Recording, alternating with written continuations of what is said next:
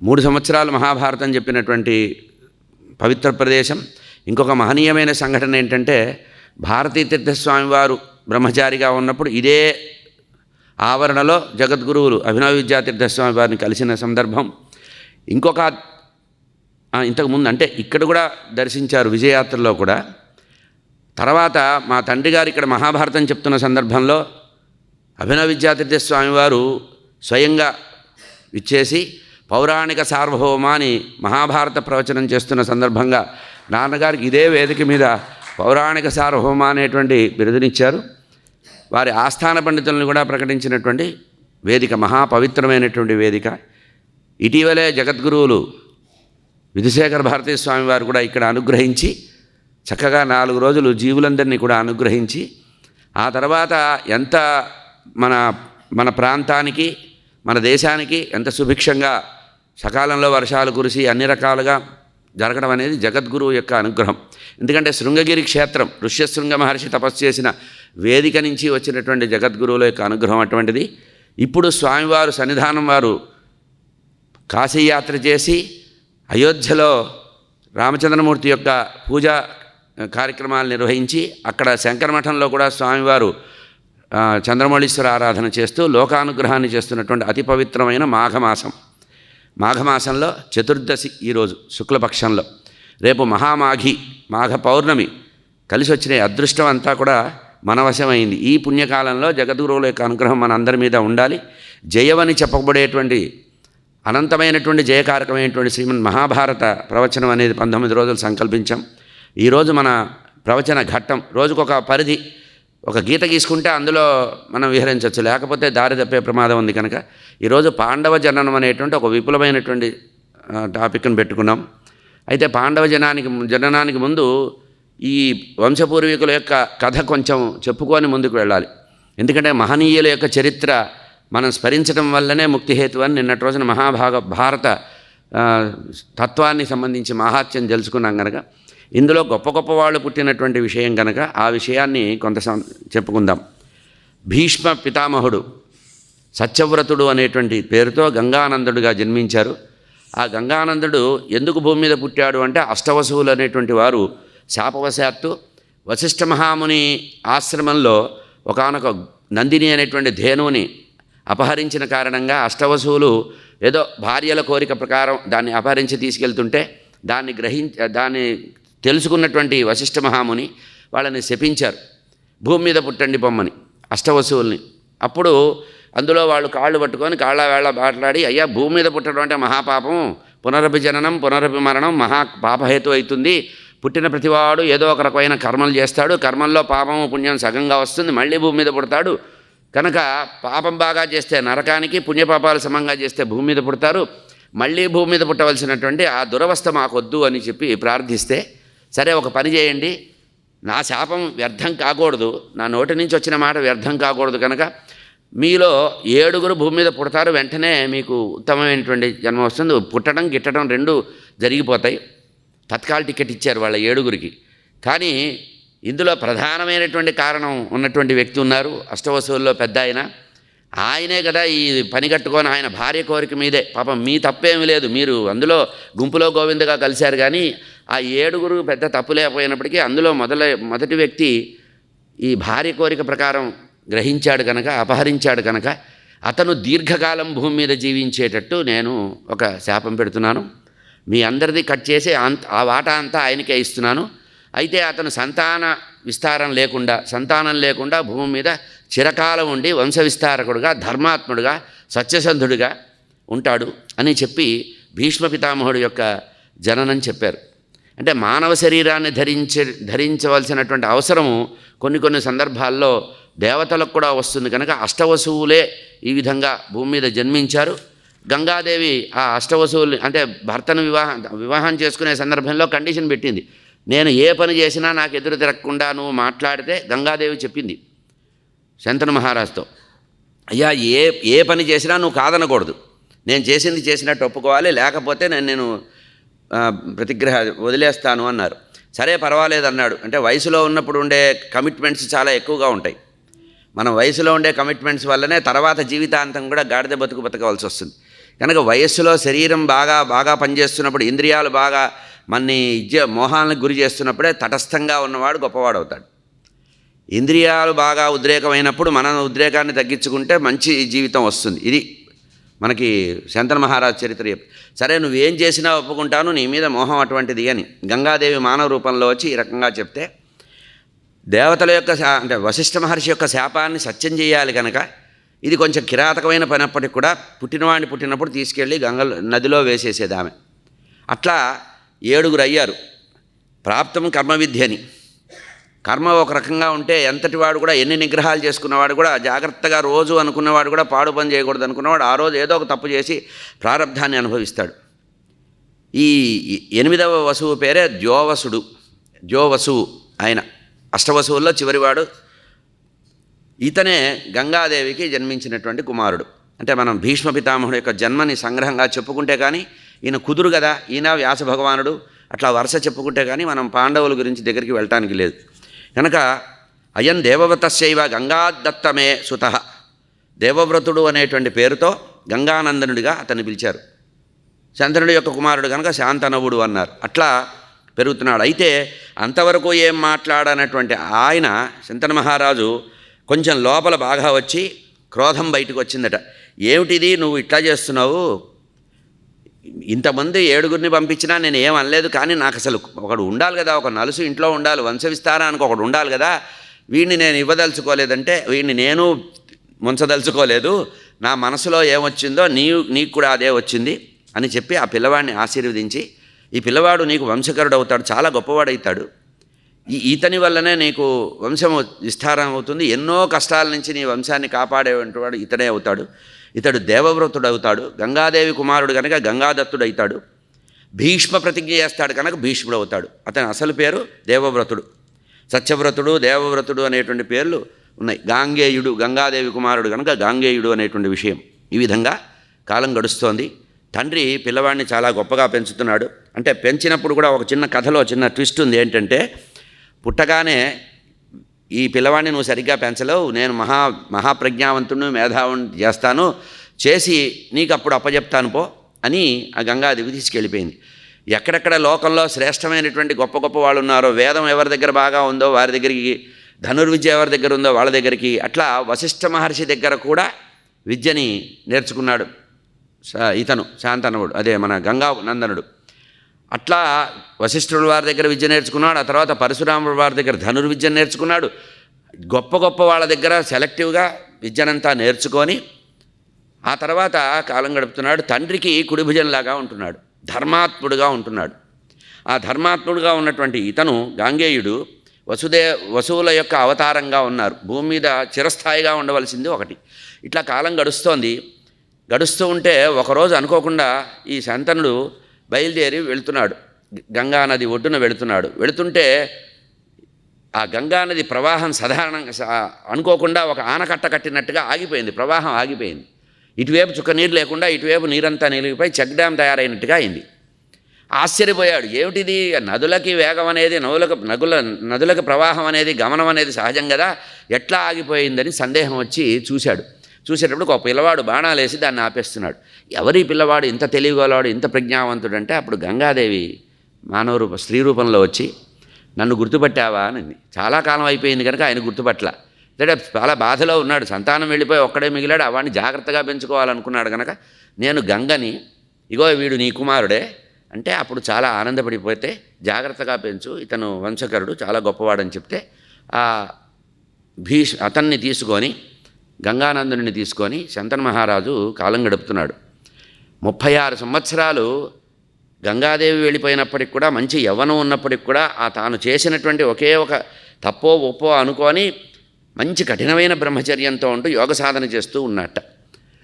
ఇట్లా ఉంటూ ఉండగా ఒక రోజున వెళుతున్నాడు ముందుకు, నదీ తీరంలో ఎక్కడో వెళుతుంటే అక్కడ దాసరాజు అయినటువంటి సత్యవతీదేవిని, మత్స్యగంధి అన్నారు కదా, ఆమెను చూశాడు. ఆమె మీద మనసు పడి వివాహం చేసుకోవాలని కోరుకున్నాడు. అయ్యా నువ్వు కూడా అందగాడివి, నేను అందగత్తెనే, మన ఇద్దరికి మనసులు కలుస్తాయి, కానీ కండిషన్స్ అప్లై అవుతాయి, మా నాన్నగారు ఒప్పుకుంటే కానీ నేను చేసుకోలేను, మన నాన్నగారి దగ్గరికి వెళ్ళమంటే అప్పుడు వాళ్ళ నాన్నగారు అన్నారు, లోకల్లో నీకంటే గొప్పవాడిని నేను పిల్లవాడిగా తేలేను, కానీ నాకు ఒక కోరిక ఉంది. ప్రతి వ్యక్తికి కొన్ని వైయక్తికమైనటువంటి కోరికలు ఉంటాయి. నాకున్న కోరిక ప్రకారం ఏంటంటే నా కుమార్తెకి పుట్టేవాడు భవిష్యత్తులో రాజు కావాలి. నీకేమో ఇప్పటికే వివాహం అయింది, నీకు ఒక కొడుకున్నాడు ఇంతకుముందు, కనుక భవిష్యత్తులో నీకు పుట్టబోయేవాడు సంతానం రాజు కావాలనుకుంటే ఇప్పటికే పుత్రవంతుడైనటువంటి నీవు నా పుట్టబోయేటువంటి దౌహిత్యుడికి మనవడికి నువ్వు రాజ్యం ఇస్తావనే నమ్మకం లేదు. కనుక మీ మీద ఎంత ప్రేమ ఉన్నప్పటికీ కూడా 1-2 సార్లు ఆలోచించుకోమంటే శంతను మహారాజు అన్నాడు, నేను వంశకరుడైనటువంటి వాడిని సంతానంగా పొందాను కనుక నాకు పుత్రుడికి సౌఖ్యానికి ఇబ్బంది అయ్యే పని నేను చెయ్యను, నన్ను మన్నించు అని వచ్చేసి మనసులో దిగులు పడుతున్నాడు. కోరిక ఉంది కానీ కర్తవ్య విషయంలో కోరికని పక్కకి జరిపాడు. కోరిక చిన్నదయ్యింది, కర్తవ్యం పెద్దగా పైకి వెళ్ళిపోయింది. మన జీవితంలో కూడా కొన్ని ఏమవుతాయంటే మన అభిలాష వేరే ఉంటుంది, ఎదురుగా వచ్చేటువంటి సందర్భాలు కొన్ని సన్నివేశాలు కొన్ని అవుతాయి. ఇందులో ఏది గెలిస్తే అది అవుతాడు వాడు. అంటే ధర్మం గెలిస్తే ధర్మాత్ముడు అవుతాడు, మోహం గెలిస్తే మోహాత్ముడు అవుతాడు, ఆ మోహం నుంచి పాపాత్ముడు అవుతాడు. అక్కడే మన నిర్ణయం తీసుకోవాల్సిన సందర్భం అదే. నేను మాత్రం ఈ పాపం చెయ్యను అని ఊరుకున్నాడు. కానీ చాలా మూడిగా ఉంటున్నాడు, ఎవరితో పెద్దగా వేటకు వెళ్ళటం లేదు. నిత్యము కూడా వేటకు వెళ్ళే చంద్రవంశ మహారాజులకు వేట అంటే చాలా పిచ్చి. మనం ఇదే విషయాన్ని చూస్తాం పరీక్షణ్ మహారాజు విషయంలో కూడా. వేట అనేటువంటి దాంతో వెళ్ళే అనుకోకుండా అక్కడ ఋషి యొక్క శాపానికి గురి అయిపోతాడు. వేట అనేది చంద్రవంశరాజు, సూర్యవంశరాజులు ఎక్కువగా వేట చేసినట్టు మనకు కనబడదు, చంద్రవంశరాజుల్లో ఈ లక్షణం కనబడుతుంది. అట్లాగే వేట మానేశాడు, వేటకు వెళ్ళటం లేదు, నిత్యకృత్యాలు పెద్దగా చేయటం లేదో యాంత్రికంగా జీవితం గడుపుతుంటే ఆ కుమారుడికి ఒక ఆలోచన వచ్చింది. ఇది గమనించాలండి, భారతం ద్వారా కొన్ని మనస్తత్వానికి సంబంధించిన విషయాలు. మన తల్లిదండ్రులు ఏదైనా ఒక మానసికమైనటువంటి ఆలోచనలో ఉన్నప్పుడు ఆ ఆలోచనకు అనుగుణంగా వెళ్ళాలి. ఆ అనుగుణంగా వెళ్తేనే ఆ వంశం గొప్పగా నిలబడుతుంది. ఎవరి దారి వాళ్ళది, ఏ దారి గోదారిలాగా ఉంటే కుటుంబాలు విచ్ఛిన్నమయ్యే పరిస్థితి ఉంది. అంటే ఒకరి మనసుతో ఒకళ్ళు మెదలాలి. తండ్రి యొక్క పరిస్థితి చూశాడు. పాపం తండ్రి ఒంటరిగా ఉన్నాడు, తాను ఒకడే ఉన్నాడు. తండ్రిని ఎవరు ఓదార్చాలి అని మెల్లిగా వెళ్ళి తండ్రి దగ్గర అడిగాడు. అంటే ఏం లేదు నాయనా, నీకు చెప్పదగినంత కాదు, నీ విషయంలో నేను కొన్ని నియమాలు పెట్టుకున్నాను, ఆ నియమాలు ఉల్లంఘించలేక కొంచెం మనసులో బాధపడుతున్నాను అన్నాడు. ఈయన అడిగితే లాభం లేదు, ఈయన ఉన్న విషయం చెప్పట్లేదు, మహా గంభీరమైన వ్యక్తి అని. ఎప్పుడూ కూడా ఈయన వేటకు వెళ్ళేటప్పుడు సారథి ఉంటాడు కదా, గుర్రం దోలేవాడు, అతన్ని పిలిచిన ఆయన, ఏమిటి మా నాన్నగారు ఇట్లా ఉన్నారు, ఈ మధ్య ఒకసారి వేటకెళ్ళొచ్చారు, ఆ వేటకెళ్ళొచ్చిన రోజు నుంచి ఆయనలో ఏదో పరివర్తన కలిగింది, ఏమిటి అని అడిగాడు. అప్పుడు ఆయన అన్నాడు, చెప్పకూడదు, కానీ నువ్వు అడుగుతున్నావు కనుక బుద్ధిమంతుడైన కుమారుడు అడిగినప్పుడు తండ్రి యొక్క వృత్తాంతం చెప్పాలి, ఇది పెద్ద రహస్యమేం కాదు. మీ తండ్రి ఇట్లా వేటకు వెళ్ళినప్పుడు అనుకోకుండా చూశాడు, ఆ దాసిరాజు కుమార్తెను చూశాడు, చాలా అందగత్తె, గుణవంతురాలు, చాలా గొప్పది, వరాలు బాగా ఉన్నటువంటి వ్యక్తి. తండ్రి కూడా దాసిరాజు కూడా చెడ్డవాడని నేను అంటలేదు, కానీ ఎవరి కమిట్మెంట్స్ ఎవరి సిద్ధాంతాలు వాళ్ళకుంటాయి, ఎవరిని కూడా మనం నియంత్రించలేం కదా. మీ తండ్రి ఆమె మీద మోహం కలిగాడు, ఆమెకు కూడా ఇతని పట్ల మోహం కలిగింది, ఇద్దరూ మంచి వయసులోనే ఉన్నారు. కానీ వచ్చినటువంటి కండిషన్ ఏంటంటే ఇది కండిషన్ వచ్చింది, ఇది మీ నాన్నగారికి ససేమిరా ఇష్టం లేదు, ఒక రకంగా అది ధర్మం కూడా కాదేమో నాయన, ఇట్లా బలవంతంగా మనకు వాళ్ళకి పెళ్ళిళ్ళు చేయాల్సిన అవసరం లేదు అన్నాడు. ఇంతవరకే నువ్వు చెప్పు, అడిగినంతవరకే చెప్పు, పైన ఏం చేయాలనేది నా కుటుంబం గురించి నువ్వు చెప్పడం ఏంటి, నిర్ణయం తీసుకునే అధికారం నాది, సలహాలు ఎప్పుడు కూడా పక్క వాళ్ళ దగ్గర సలహాలు కుటుంబ విషయాల్లో తీసుకోకూడదు. ఇది భీష్ముడి దగ్గర కొంత ఆదర్శం ఉంది. మనం ఏదైనా కుటుంబ ధర్మానికి సంబంధించిన నిర్ణయాలు తీసుకునేప్పుడు ఇరుగు పొరుగు వాళ్ళు చెప్పిన తీసుకుంటే రేపు వాళ్ళే మనని పరిహసిస్తారు. ఎవడి మాట పడితే వాడి మాట విన్నాడండి పెడదోవని పట్టాడు. వెంటనే భీష్ముడు వచ్చి తండ్రితో చెప్తే మళ్ళీ ఆయన కునికయ్య అంటాడని దాసిరాజు దగ్గరికి వెళ్ళాడు. ఎవరు ఈ సారథినే వెంట పెట్టుకొని వెళ్ళాడు. వెళ్ళి, అయ్యా మీరు మా నాన్నగారు మీ దగ్గరకు వచ్చారని తెలిసింది, ఏదో మీకు మధ్యలో ఒక సంభాషణ జరిగిందని తెలిసింది, దాని యొక్క స్థితి నేను తెలుసుకున్నాను, మీకు ఏ సందేహంతో అయితే వారి వివాహానికి అడ్డుపడ్డావో దాన్ని నివృత్తి చేయడానికి నేను వచ్చా, మీకు ఏమిటో కోరిక చెప్పమంటే ఆయన ఒక మాట అన్నాడు. అయ్యా ఎవరికైనా తన మనవడు కావాలి, సుఖపడాలనే ఉంటుంది, కూతురు సుఖపడాలి, కూతురు రాజమాత కావాలని ప్రతి తల్లికి ఉంటుంది కదా, మా కుమార్తె కూడా రాజమాత అయితే చూద్దామనే కోరిక నాకుంది, కనుక మీరు దీన్ని కొంచెం అనుగ్రహిస్తే బాగుంటుంది. మిమ్మల్ని పెద్దవాళ్ళు రాజుల్ని మేమేమో నియంత్రించలేం, వద్దని కాదని నేను అనలేదు, నాకున్న నిర్ణయాన్ని నేను కట్టుబడే ఉన్నాను. అయ్యా మీ నిర్ణయం మీద మీరే కట్టుబడి ఉండండి, ఒక నిగ్రహ శక్తి బాగా ఉన్నవాడు కనుక నువ్వు ఎప్పుడు తలుచుకుంటే అప్పుడు వస్తానన్నాడు కనుక, ఇంత అపారమైనటువంటి అలౌకికమైనటువంటి శక్తియుక్తులు ఉన్నాయి కనుక సత్యవతీదేవి నమస్కరించిన తర్వాత కొడుగ్గా మర్యాద ఇచ్చింది. ధర్మతత్వం బాగా తెలిసినటువంటి ఆమె మెల్లిగా అడిగింది, నాయన మాతాపిత్రో ప్రజాయంతే పుత్రా సాధారణకవే తేషాం పితా యథా స్వామి తథా మాతాచ న సంశయ. నాయన తండ్రి ఉన్నంత వరకు తండ్రి మాటని ఆదరించాలి, తండ్రి యొక్క వాక్యాన్ని వినాలి. తండ్రి వెళ్ళిపోయిన తర్వాత తండ్రి పరోక్షంలో తల్లి మాటని తండ్రి మాటగా భావన చేయాలి. ఇక్కడే ఒక సనాతన ధర్మం భారతదేశంలో తెలుసుకోవాలండి. అది తెలుసుకోకుండా కుటుంబాలు పాడవుతున్నాయి. తల్లి తండ్రిని వేరుగా భావన చేయకూడదు. ఉన్నంతవరకు ఇద్దరు ద్వంద్వ సమాసం, మాతాపితరులు జగతపితరవు వందే పార్వతీ పరమేశ్వరులు. ఆ తర్వాత ఎవరు వెళ్ళిపోతే రెండవ వ్యక్తిలో ఇద్దరిని భావన చేయాలట. తల్లి మిగిలితే తండ్రి భావన తల్లి భావన ఇద్దరినీ కూడా ఆమెలోనే చూడాలి. తల్లి వెళ్ళిపోతే తండ్రిలోనే ఇద్దరి భావన చూడాలి. ఇదే ఇక్కడ ధర్మాన్ని చెప్పారు, భారతంలో చెప్పినటువంటి విషయం. మాతాపిత్రో ప్రజాయంతే పుత్రా సాధారణకవే తేషాం పితా యథా స్వామి తథా మాతా న సంశయ. మామూలుగా వంశవిస్తారుడు, గోత్రాన్ని ఇచ్చినవాడు, ఆస్తిపాస్తులు ఇచ్చినవాడు తండ్రి కదా అనుకోకుండా, తండ్రిని ఎట్లా అయితే తండ్రి యొక్క మాట వింటారో, తండ్రి యొక్క ఆజ్ఞ పరిపాలిస్తారో, తండ్రికి ఎట్లా సేవ చేస్తారో తల్లి కూడా అట్లాగే తండ్రితో సమానం. విచిత్రవీర్యో బ్రహ్మర్షే తథామే అప్రజ. నాకు విచిత్రవీరుడు కుమారుడు కలిగాడు, నువ్వు కూడా అటువంటి కుమారుడివే, నీకు వరసకి తమ్ముడు అవుతాడు అతను అని విధంగా. భ్రాత విచిత్రవీర్యసే యథావా పుత్రమన్యసే. నాకు అతను కుమారుడే, నువ్వు కుమారుడివే. అయం శాంతనవ సత్యం. శాంతనవుడు కూడా నాకు కుమారుడే. ఎందుకంటే నా భర్త ద్వారా కలిగిన సంతానం కదా, నా భర్తకే వీళ్ళు ఈ పరంపర కనుక తండ్రి ద్వారా ఉన్న గౌరవాన్ని నిలబెట్టుకోవాలి. తండ్రి యొక్క గోత్రాన్ని పంచుకున్న వాళ్ళందరూ కూడా తనకి జ్ఞాతుల కిందే లెక్క. తండ్రి గోత్రాన్ని పంచుకున్న వారందరూ కూడా జ్ఞాతిత్వంలో ఉన్నారు కనుక అటు భీష్ముడు, ఇటు వ్యాసభగవానుడు, సత్యవతి దేవికి పుట్టినటువంటి విచిత్రవీరుడు మిగిలినవాడు, ముగ్గురు కూడా నాకు సోదర సమానులే. మీరు ముగ్గురు కూడా ఒకరే నాయనా. రాజ్యపాలన విషయంలో కానీ సంతానం పొందే విషయంలో కానీ ఈ భీష్ముడికి ఆసక్తి లేదు కనుక నువ్వు పారలౌకికమైనటువంటి హితాన్ని కోరి, పారలౌకిక హితం వైయక్తికమైన కోరికలు కావు ఇవి, పారలౌకికమైనటువంటి హితాన్ని కోరి వంశపరంపరను విచారించి భీష్ముడి యొక్క మాటని విను. భీష్ముడు సూచించినటువంటి సూచన ప్రకారం, అతని ఆదేశం ప్రకారం సర్వప్రాణుల పట్ల దయాభావం కలిగినటువంటి ఓ వ్యాస, కరుణతో నేను చెప్పినటువంటి 2 మాటలు వినవయ్యా అని జాగ్రత్తగా విషయాన్ని చెబుతోంది. నీ చిన్న తమ్ముడు విచిత్రవీరుడు వెళ్ళిపోయాడు, వివాహం కాకుండా ఇంకొక అతను వెళ్ళిపోయాడు. ఇప్పుడు మిగిలింది ఇతను వెళ్ళిపోయాడు, ఇతని భార్యలు మాత్రమే మిగిలి ఉన్నారు. ధర్మబద్ధంగా వీళ్ళకి సంతానం అనుగ్రహించవలసిన అవసరం ఉంది శాస్త్రసమ్మతంగా. అంటే అప్పుడు వెంటనే వ్యాసభగవానుడు అంటున్నాడు, వేత్తం ధర్మం సత్యవతి పరం చాపరమే తచ్చ. అమ్మా, నువ్వు ఇంత వివరంగా చెప్పవలసిన అవసరం లేదు. నీ నోటి నుంచి ఈ మాట వచ్చిందంటేనే అది ధర్మం. ధర్మం కాని మాట నీ నోటి నుంచి రాదు తల్లి. ఇది తల్లిదండ్రుల విషయంలో ఈ విశ్వాసం ఉన్నవాడే తరిస్తాడండి. నీకేం తెలుసు పాతకాలం దానివి చింతకాయ పచ్చడి, నీకు లోకం ఎంతో పెరిగిపోయింది, నువ్వు ఒక్కసారి ఇంటర్నెట్లో గూగుల్లో సెర్చ్ చేయి ధర్మం తెలుస్తుంది అంటున్నాం ఇప్పుడు మనం ఇళ్లల్లో. తల్లి చెప్పింది, తండ్రి చెప్పింది శాసనం, ధర్మం. రామచంద్రమూర్తి కూడా రామాయణంలో ఏం చెప్పాడు?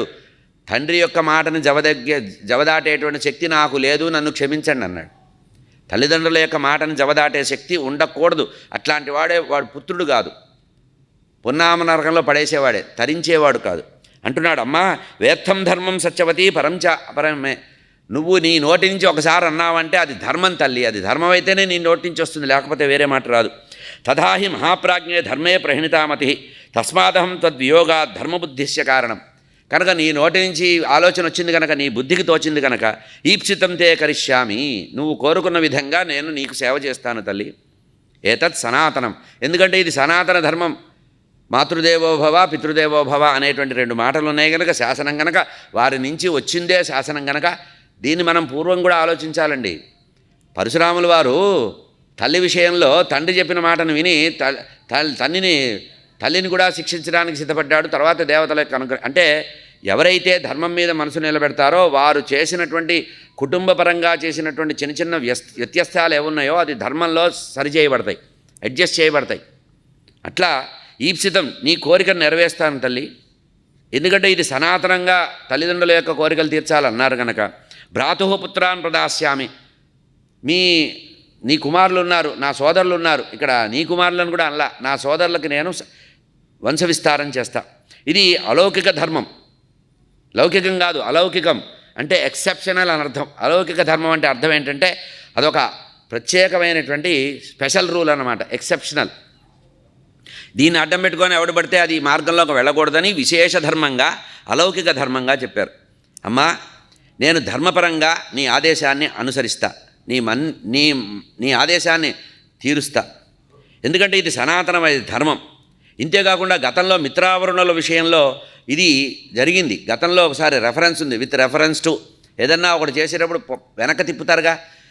గతంలో మిత్రావరుణుల యొక్క జరిగింది కనుక పరమధర్మం, నివృత్తి ధర్మం, అపరధర్మం, ప్రవృత్తి ధర్మం అని ఇవి ఉన్నాయండి. నీలకంఠ పండితుల వారు దీనికి మహాభారతంలో వ్యాఖ్యానం రాస్తూ చెప్పారు. ఇక్కడ లోకంలో పరమధర్మము, నివృత్తి ధర్మము, అపరధర్మము ప్రవృత్తి రూపకంగా ఉంటుంది కనుక ఈ రకంగా సరే వ్రతం చరేతాం. అయితే ఒక్క విషయం గుర్తుపెట్టుకో అమ్మా, ఇది మామూలుగా జరిగే విషయం కాదు. ఏదో ఆషామాషికో దేహానికి సంబంధించినటువంటి వ్యామోహంతోనో శారీరకమైనటువంటి వ్యామోహంతో కామోద్రేకంతో జరిగేది కాదమ్మా.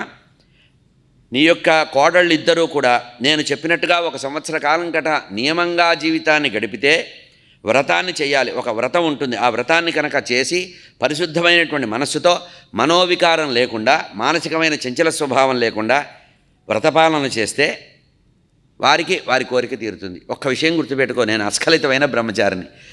ఎవరైతే కామంతో ఉంటారో, వ్రతపాలన చేయకుండా అధర్మపరంగా ఉంటారో వారు నా దగ్గరికే రాలేరు. ఇది వ్యాస భగవానుడు చెప్పిన మాట.